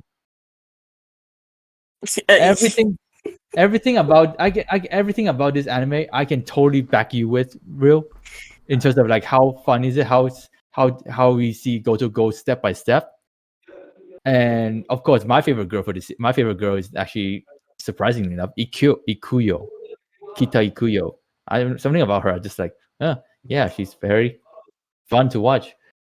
So everything, like I said, I'm not hating on this anime, but I know you guys. I know. Just I not know as a lot of you emotionally guys. attached to it. That's what you're I saying. know. I know a lot of you guys. To say that maybe. I know some of you guys may find this a bit disturbing. What I'm about to say. I think this Uh-oh. anime is a bit overhyped. It was So- underhyped. It was Overhyped. underhyped. What are you talking about? It was underhyped when it first started. Bold. I am literally fucking complaining. Like, why is fucking Shinobi no Ittoki more popular on Mal than this? What the fuck I is already going on told you here? it's popular because of the girls. And the people said when I say overhyped in terms of like, oh my god, this music anime is Shadow is popular because of the girls. You literally have no say. You have literally no say in that. You say about that. It's literally what I've been seeing on Twitter. Oh my god, this music anime is so good. When I watch, I was like, oh really? It's so good. Oh, let me give it a watch. I sat through for the first 2 episodes. Yep, it's fun. So what's the best part about it? So then I'll keep on watching it to the latest episode. By the way, I haven't watched episode 7 yet. No, episode 6 yet. I say, okay. They so you haven't met that one new character. Okay, I get you. Goto, The redhead. Goto finally played music. The music is not bad. It's just that how is this a masterpiece? I can't get my head around it. So maybe you is masterpiece. What is it about it that you would think it would have done to make it a great series for you personally? What is it that you would have really wanted? I mean, if you're gonna say something like what K-On did, no, that's not a good approach. K-On's as a whole is different. When did I ever say I was a massive K-On fan? I'm not sure. Like, what would you want it to be like? Like, I'm trying to wrap my head around it. More focused on. I'm not sure you would like me to say this, but Do you want it to be more focused on the music aspect, right? Yes, I was about to say that. I want it to be more focused on that makes sense. That makes sense. Works, but this series isn't like, every other like band types like Bandari, D4DJ, Love Live, Idol Master. It's not like that. This is more like we're seeing the different side of a band and their journey to get where like all the other bands are like idols-esque. That journey and that connection with them. That's what you're saying. Will be it then. The thing it's more focusing on characters. It's more focusing on the characters and just their relationship with each other. Yeah, it's more focused on that. Because not every episode has it where they're like singing. 1 minute it could be them like what was it?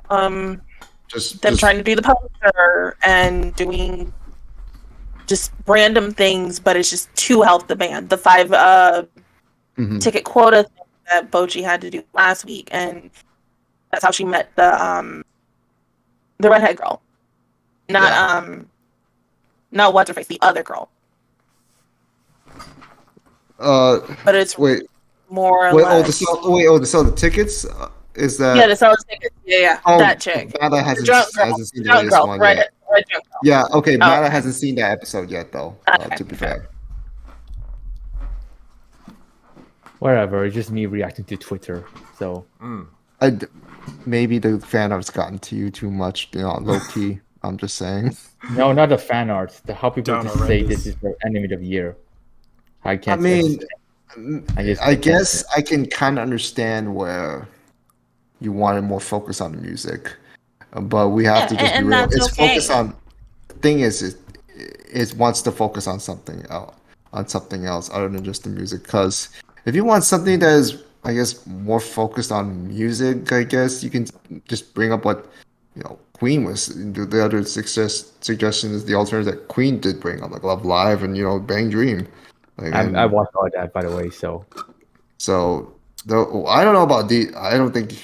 Well, I'm not so sure about DJ4, but like Bang Dream, like those seem more focused on. Oh no, music.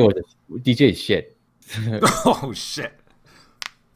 I'm not gonna. No comment on that. Sorry, I didn't mean to say that.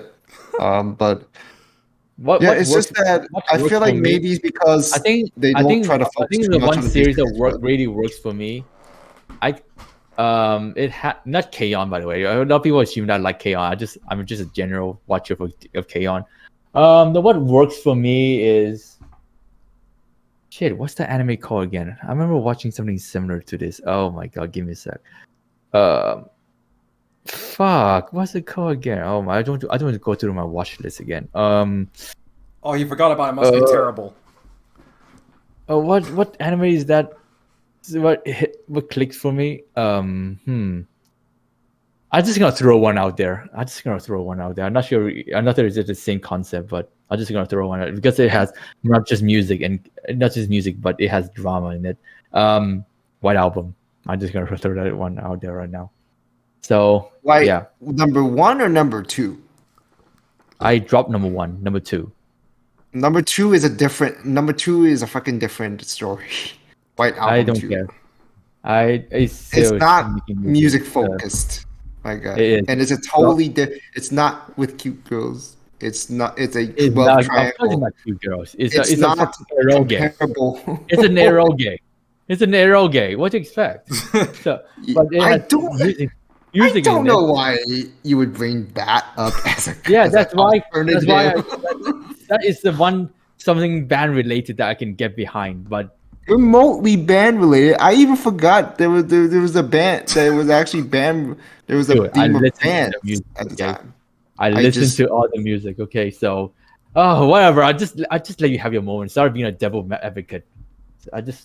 Yeah, I mean, at the end of the day, whatever. I guess I'm just. I just responded to Twitter. At the end of the day, we all have different opinions on the show. Agree to disagree. It's just that if that. I just wish you just brought a better example. I'm just saying. Like I said, I just want to go through my list. Okay, again. Okay. Oh. Okay. That's fine. Next one, please. I would love to say. I'm the Villainess, so I'm taking the final boss. You know what? What? Oh, I thought you just went out quiet and just realized turned back on. Yeah. I'm just eating dinner right now, so I thought it'd be awkward if I just show myself munching food on my face cam. So. Okay, good. Okay, understandable. Yeah. What's this next? I'm a Villainess, so I'm Taming the final boss. It's okay. Okay, kawaii. I need to tell you this first. The first 3 episodes was actually really good. After that, it was like, what's the story of this now? What's going on now? Like, she's now going to high school and pretending to be a boy, and then now she reveal her gender. And yeah, because she's following the events of the so-called second game. Of the second game. Yeah. Yeah. Seriously, I just can't follow this anime anymore, man. Like, I'm just watching this just to see what happens next for her.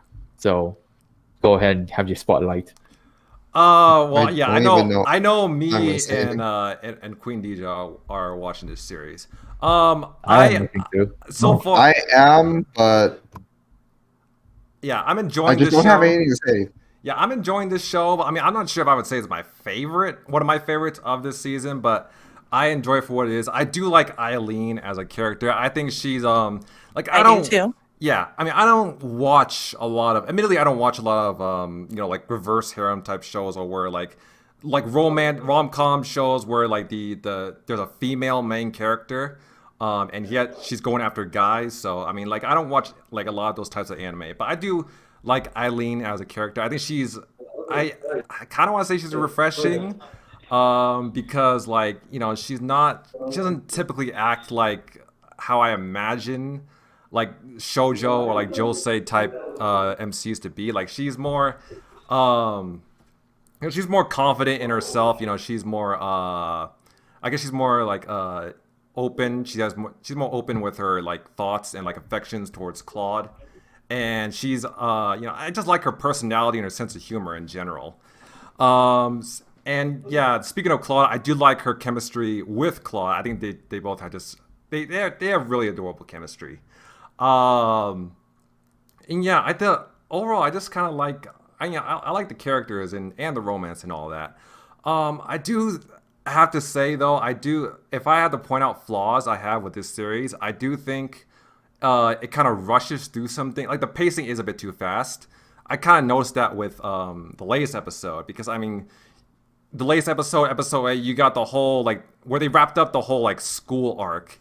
You know, you got the whole like the demon incest thing at the ball, and then you got the whole like demon hordes up in the sky, and then you got the whole thing with Lilia and all that. I felt they kind of rushed through that, you know, a little too fast. I think they could have built that up a bit more.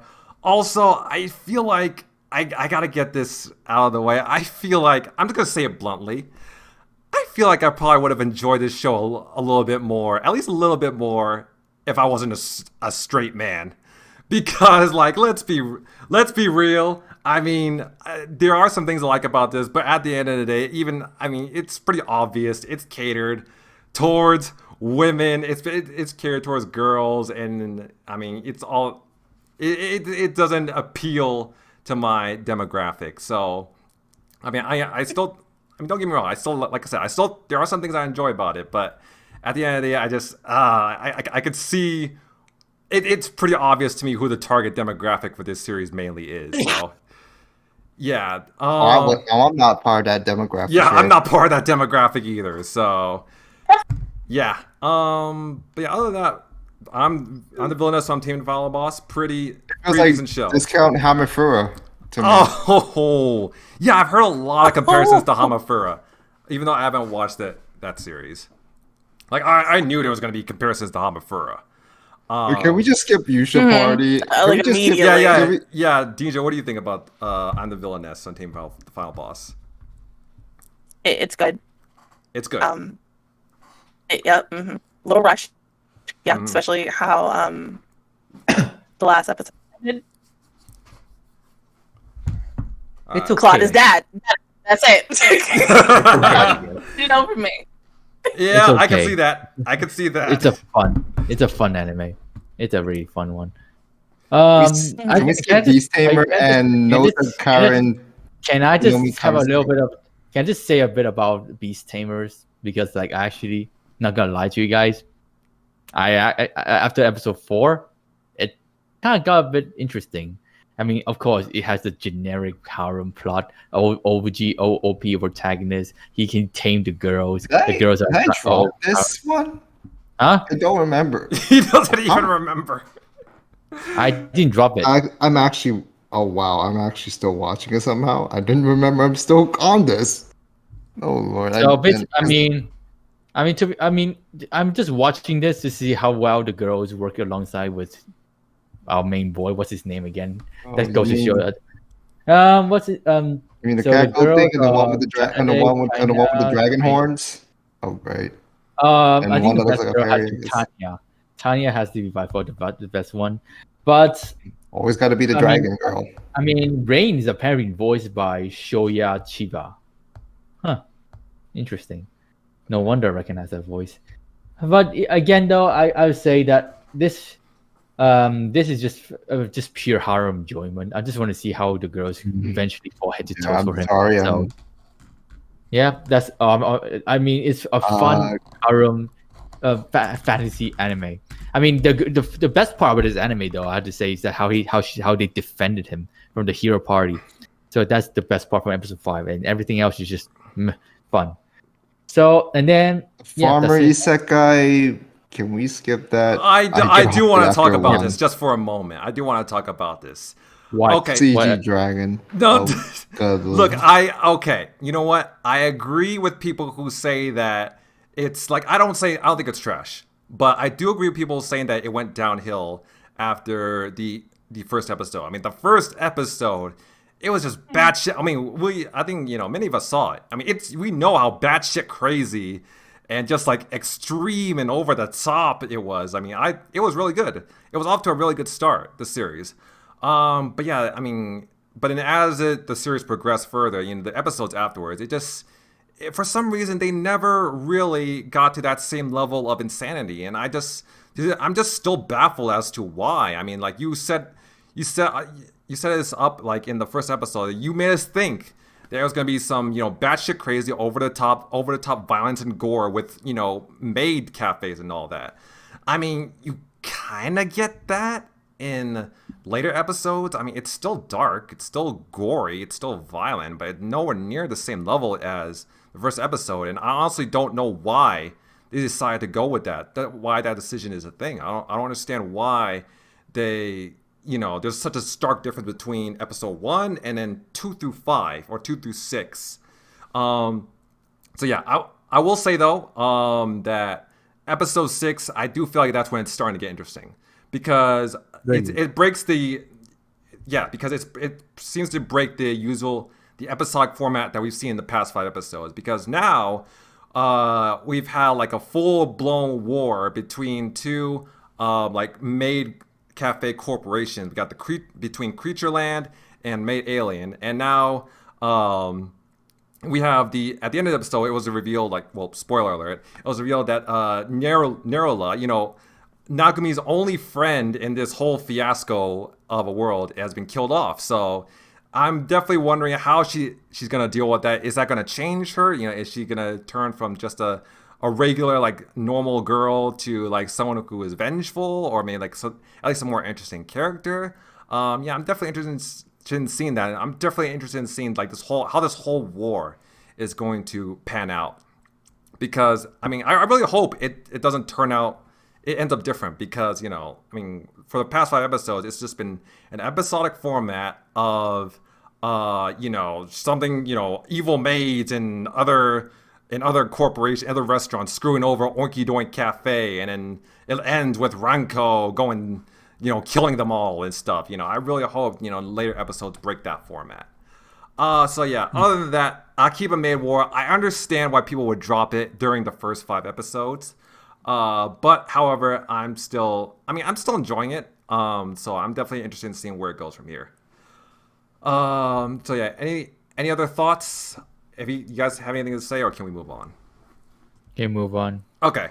What is this next series? I'm somehow gotten stronger when I improve my farming. Move on, please. Okay, let's move on to Do It Yourself. So I think I also heard good things about this slice of life anime.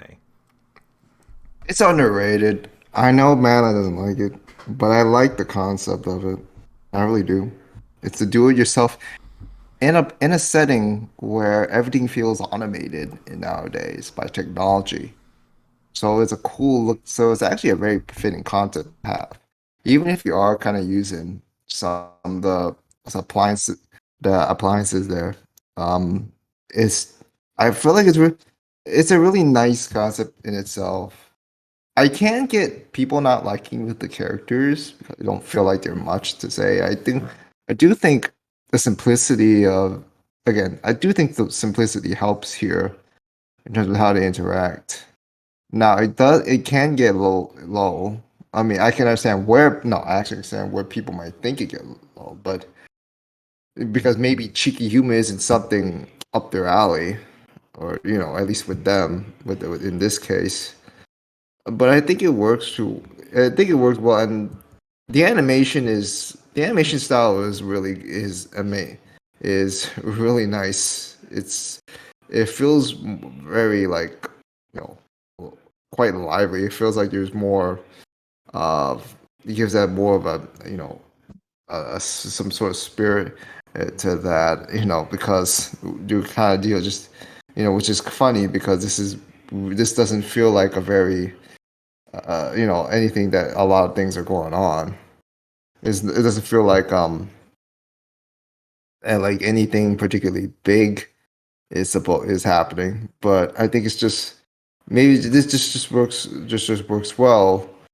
And there's also this little thing where, and maybe people may not notice it as well, but Serafu and Miku, or Puri, they call her now, they used to be really close. I've actually kind of noticed this now, that Puri may want to join DIY, but she's so used to the to the life she has, where everything just feels like it's more customized, automated and such. And because they've kind of just drifted apart, and it's not, and there was at one point like she doesn't feel, she's not as she's not as close to closer, like even when they get together, the talk is just so detached as compared to when they were much younger, when they used to share a similar dream of sorts. But of course, when time passed, we go to different schools and all, and like trying to just mend the relationship there is one of maybe the subplot things that many people may not really highlight, but I feel like is kind of a thing. Like maybe just trying to just get out that place that she's used to, try to try this new thing, reestablish relations with a former friend. That does help. The other characters are fine. They're pretty nice. I would like to see more of what Jobco, or full name, Juliet Queen Elizabeth the 13th, the 8th. And there's an interesting thing regarding her backstory that I would like to be more explored.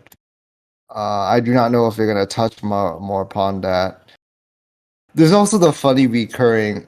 The humor is really, there's just one funny ass, recurring gag.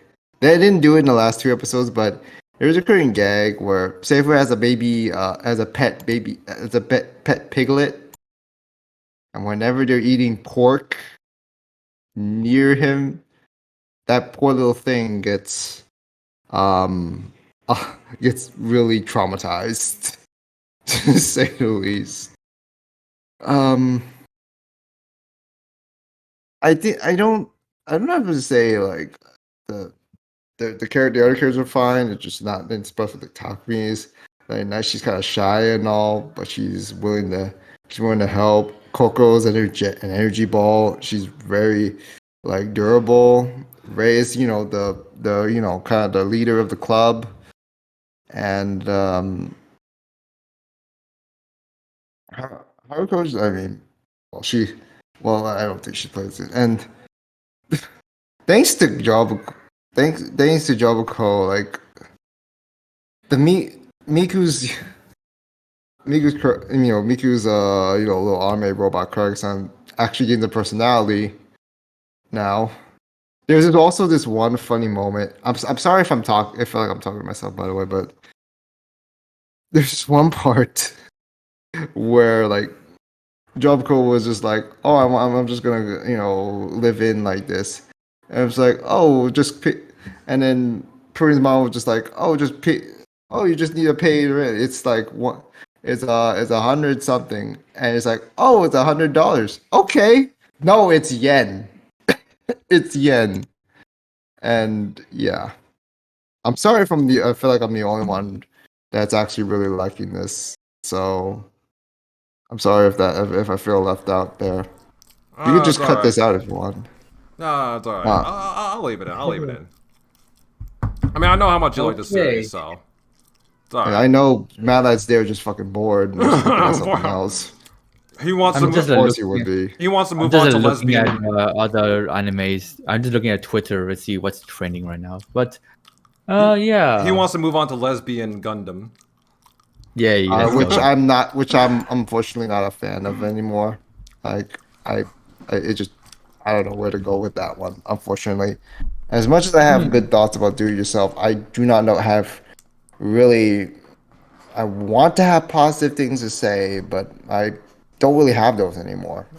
Weren't you a big fan of it at the start? Not really a big fan of it. I wanted to be, but I didn't. Because I don't know where it's... I know, based on what I heard, it's going to go on a very interesting, serious turn, but I do not know how much it's going to, benefit the story. Like, is it going to make it better? is it gonna be good enough for the characters? Charged The up, way like, get the something really story going. is developing kind of reminds me of how Gundam Seed is developing in terms of a mixture of wholesome and intense political battle. I mean, yeah, I can see why many people can get a bit turned down, not just from the first episode, but also like. Glad like at least I can hear. The story, the way they progress the story is like so. Mercury Mercury is she has a special Gundam. People will be coming after her for that. Ellen literally want to come after her, but then she able to talk him out of it, and then he died, sing happy birthday, and then this happened, that happened. I can see people say, so what's going on? I thought this is gonna be like a high school anime, and it turns into like an internal school political battle. You forgot this is Gundam, right? There is stuff like this happening. So I mean, I cannot say anything so far until I see until the end of the season. But from what I can see is that every 2 or 3 episodes, we're gonna see at least one person coming after Mercury, and we're gonna see like how the other side characters can contribute to helping Mercury overcome a situation. Like in this arc with Ellen, I think is like, who is it again? More so did her new team help her out. And Miorin was the one that helped her out in the first 3 episodes. And now I think in the next 3 episodes, which is episode 7, I think we're gonna see another like interesting hierarchy coming after her. So I think the first half of the season is more so seeing how Mercury adapt to her school life. I can see this is it can get a bit boring, but I won't be surprised if that in the cour 2, we're gonna see an all-out war going on. So. It's Gundam. That's what I'm saying. I mean, the animation by Sunrise Studio is top notch. I mean, of course, they value their Gundams, so they need to like make sure this anime sells so that they can sell more Gundams, so maybe to force people to buy those figures. So, I mean, it's I think the main selling point for this Gundam Witcher Mercury is the Yuri fan base. Oh my god, the amount of shipping war going on every Sunday from like 8 p.m. my time. It's #1 trending in Japan for 12 hours, man. Like people are drawing fan arts. Like when our lovely pink hair boy Guru left his facility, people making memes of him being a Guru camp or something like that. I was like, that's good. That was a good thing. That was good. Damn. Good. So I think it's more. It's just a place for memes right now. This series, it's right? It's just the fan base making memes for it. That's what makes it popular. But we thought we was gonna get Yuri, but nah. At this point, it's still Rico still kind of got it. We may get some Yuri. I doubt it at this point with the way, at least not for this cour. But not yet. I mean, they're only Yuri by official, like bridegroom sort of thing. But I mean, of course, future episodes may change that possibility. But like when the plot, I mean, I've heard the plot is gonna start taking a turn with the next episodes. It's Gundam, which I'm pretty sure is a usual Gundam thing. Like I'm just worried, is it gonna be productive enough? Like, will it work out? Or something. Okay, let's just fast forward to these next 4. Golden Convoy. It's sad to hear that the main animator is dead. Yeah. That's very unfortunate. The series is on hold indefinitely for it right now. So I cannot say much about Golden Convoy 4 season because I'm seriously confused. I'm seriously again confused with the plot. What the hell is going on again? So I don't even know anymore. Okay, here comes a very interesting one. Renai Flops. Is anybody watching that? I am. I've been forced to watch it. I was actually being forced to watch it by one of my memories members. Oh. And I gotta say, I'm glad I've been forced to watch it because at first I thought it was your typical generic Infinite Stratos sort of like plot. Nope. In each individual girls actually get their moment with the boy. Oh my god. I don't see this since Gotopen Hanyo, man, but oh my god, dude. This so far, I mean, so far so good. Nothing, but I have a suspicion that this series is gonna have a big plot twist. I have a really gut feeling that there's gonna be a massive plot twist for yet Renai Flops, but I cannot speculate anything right now. It's so far it's just your harem series. I'm a harem trash. I'll watch it to the end, so I'll see how it goes. But I think so. I'm not gonna say much for now, other than Sensei Best Girl. And yeah, she's Bro, hot. if only Ramen if only Ramen was here with his Bible. I mean, yeah, man, it was so fucking help. I think the one thing that Rio and I can talk highly about is Arknights. I'm honestly surprised at how much Ryu likes this, considering it's like an adaptation of a gacha game, and those can be either. I usually hate gacha games too. Yeah, those are usually hit or miss. I think it's because of like the aesthetics and just the atmosphere and just how they were able to direct the scenes and how to depict how ridiculously, tragic and dark it is. Even if it doesn't try. I actually, some people were saying that one death by that one killing was not emotional enough, but I feel like it's more of like, yeah, that's the reality of war. People just die. People just die. People just kind of yeeted off. And like there's no place to do, and it's still subtle when Amiya Amiya can just feel because you can just feel as if they're like, whether or not she has the power to feel those emotions, the fact just that reaction from her is just like, oh fuck, he bit the dust, like the man bit the dust for real. That was good enough, in my opinion. At first, I thought this is gonna be another like tragic game adaptation that can make a lot of fan base hate on the anime.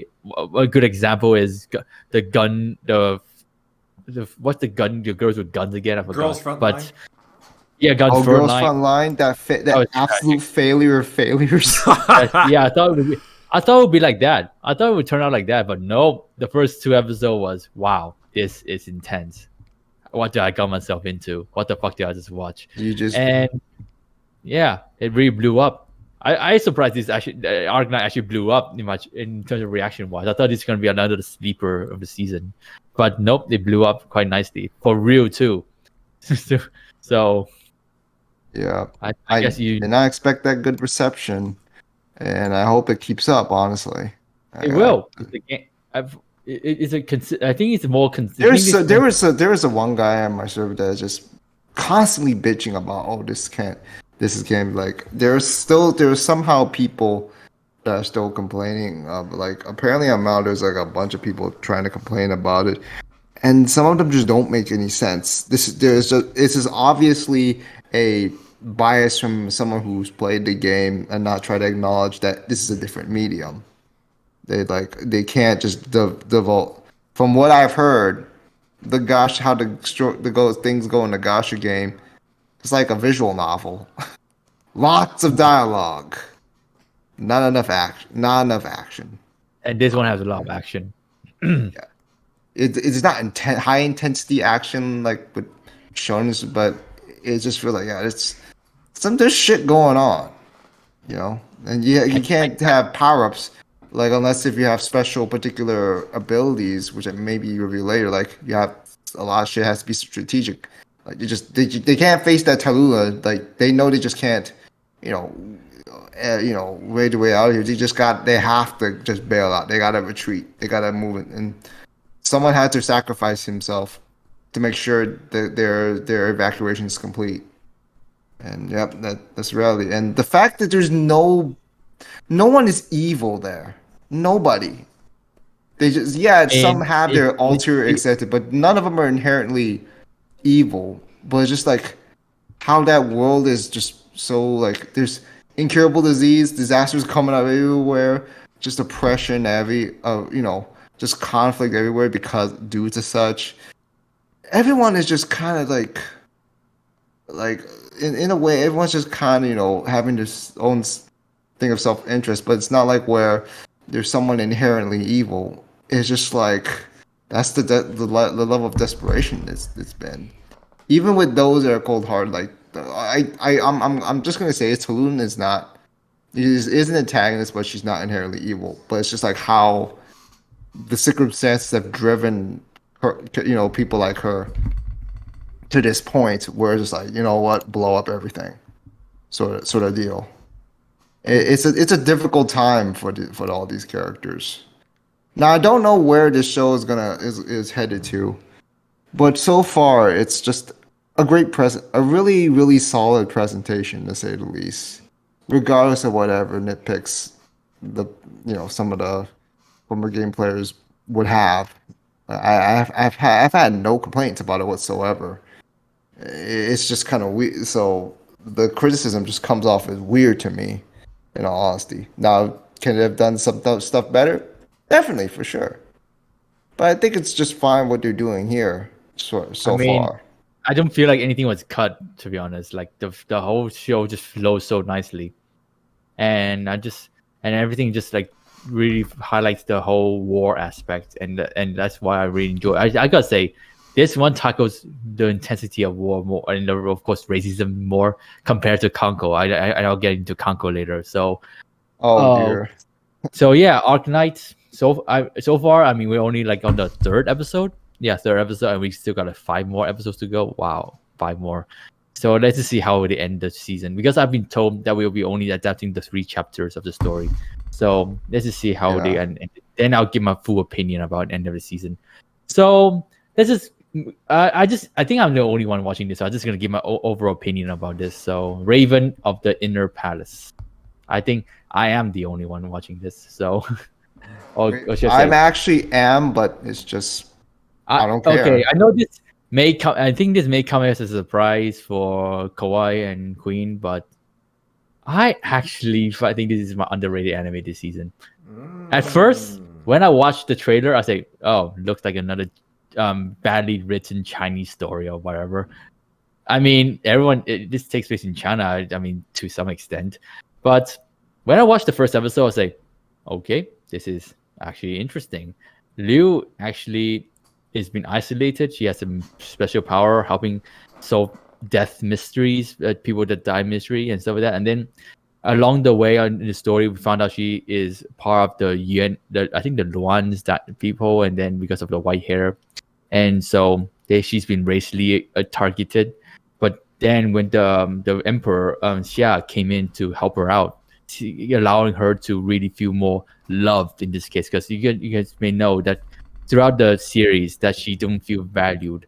But as people start to get into her life, like Juju, you can slowly see that she's slowly opening up, and that is what I like to see more from people like Liu, like been isolated, no one around her. But then you just need one person. You just need one person to come into her life. So when Xia took over the throne, he came in and asked her for help. He realized that she is more he likes her a bit more than usual. So seeing how he came to support her along the way and giving her support and of course she is in return support him in terms of solving his mystery, his pain in the past, allowing him to overcome some of his tragic moments, and of course the people targeting him. Wow, I am invested for what's to come. Of course, this is just the first half of the season. I'm not sure how they execute the second half of the season, because I thought for a second that the ghost, I forgot what he's called again, but one of the ghosts, I thought he could be one of the antagonists, but in the end, in the latest episode, how he able to move on, and how Liu was able to like calmly help him out. Wow, dude, I'm touched, man. And of course that last scene said we could be friends and stuff like that, dude. That I'm not gonna lie, I actually feel emotional at that last scene right there. So this show actually did well for me, and this is actually my underrated anime this season. So I can see people liking it. I don't have. No, trust me. Not a lot of people. I've seen people on Twitter talk about this anime. Not a lot of people actually rate this anime other than me. I quite and as you may know, I have quite shit taste in anime, and this one though, this one though is like, not that I have a shit taste on this anime. It's just saying that it's usually when I see this sort of anime, I just drop it, but I give it a chance, and here we are. I enjoyed it. as much as what people think. I usually don't enjoy this sort of anime, but I think it's mainly the mystery aspect, and of course Liu just being a very enjoyable character to watch. So you guys have Bocchi the Rock. I have this one. So let's check on it. Let's move on. All right, cool, good shit. Okay. The Good thing, shit. at least the good thing is just that I just don't like it, but it's just more like this is not my thing. It's just like No, just. definitely I not. wish it was. I wish It's it a was. very but it's slow just anime. like It takes time. I know it's not that it's slow. It just doesn't have. It just doesn't feel like the stories themselves interest me as much as I would have liked them to. I guess it's like more like how the settings are that just never really clicked with me in terms of like, oh, it's just there's some sort of legend and all, but it's fine. I thought It's fine. I thought I don't have. I thought this whole ancient China it will not click for me too, but it actually did for once. I usually don't watch this sort of like ancient China ripoff, but they actually did a quite good job with it. So that's all I can say for now. Is there? Are there any other shows you guys want to talk about? I mean, I'm watching like 3 other shows on the list. But there's not much I can say about them. Like I know me and DJ were watching Pop Team Epic season 2. But I mean, it's like I don't have anything else to really talk about here. But it's Pop Team Epic. Everything else from down here, everything else after Arknights for me personally is just dog crap. I'm sorry, really. I know Memory is watching Peter even Grill the season anime? 2. Even the the climbing anime is just mid. It's just mid right now. Great animation at least. So it's not like it's a waste of time. It's not I don't get why people actually enjoy Bibliophile Princess. Fuck, I mispronounced it. Which one? The Bibliophile Princess? Maybe it's because of the relationship, I guess? I'm not so sure. It's a romance anime. Come on now. Well, yeah, the usual sappy thing. Okay, yeah. I can get it, but it's just like... Watch Shirayuki Hime, okay? Watch Shirayuki Hime is way better. It's much better, okay? Shirayuki Hime is much better, okay? This is just cheap. Oh yeah, I just need to finish off with a bit about KanColle. Season 2. Oh yeah, you're about to say it. What? Apparently, when I reacted to the first 2 episodes, a lot of my subscribers told me that in order to enjoy Season 2, you need to have a history lesson of fucking USA. Great. Wonderful.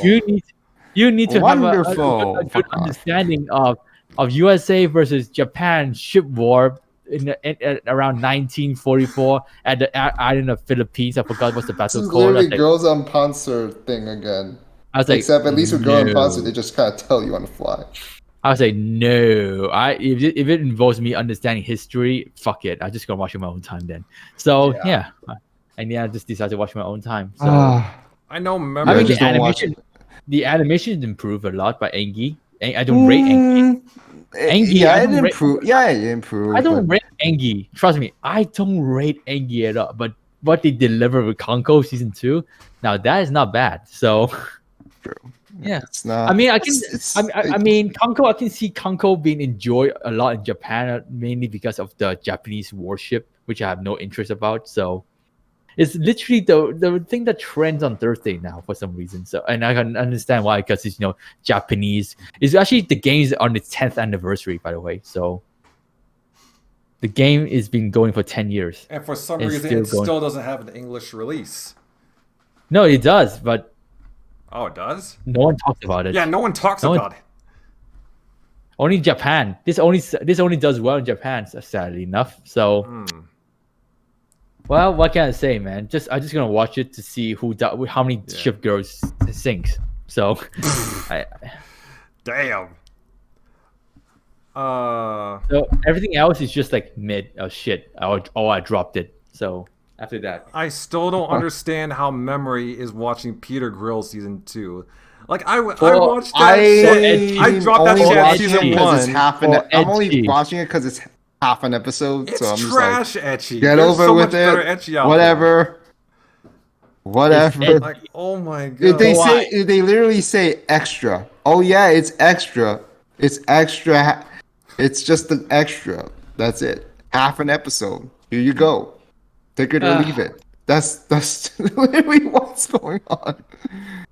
And it's just I don't even wanna. It's not. It's.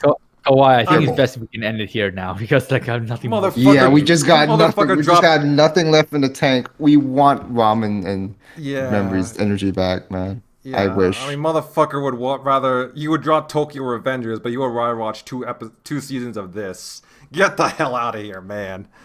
I mean, okay, this is the one. This is one only the few times where it's just like I can see you having a beef in memory right now with Tokyo Revengers. So, oh man, the Wincy season is gonna be fun. I mean, I just don't understand like his overall hate for this series for Tokyo Revengers. I mean, the manga doesn't have the manga ending doesn't help. Have you heard about the manga ending? Have you heard about the manga ending lately? The ending is like Speed. I heard it's shit. It was bad. Disney Channel. Yeah, the ending was one of the worst things I've ever seen. Like it's even worse than a certain other series. Yeah, that's all I've heard. I don't know the details. I don't want to know the details, but that's all I've heard. I mean, like he thinks Rent-A-Girlfriend is a bit fiction too, but I think he gets on Tokyo Revengers more. I don't understand it. But yeah, that's a story for another day. Okay, I can't wait to see the winter season. How you and I'm definitely interested in seeing how the winter season goes. But yeah, are we ready to end this podcast? Yes, go for it. Yeah, all right. Thank you guys for watching. Have a great day. Subscribe to my channel. Subscribe to these guys' channels. Follow me on Twitter. Support me on Patreon. Links in the description down below. And I will see you guys next time. All right.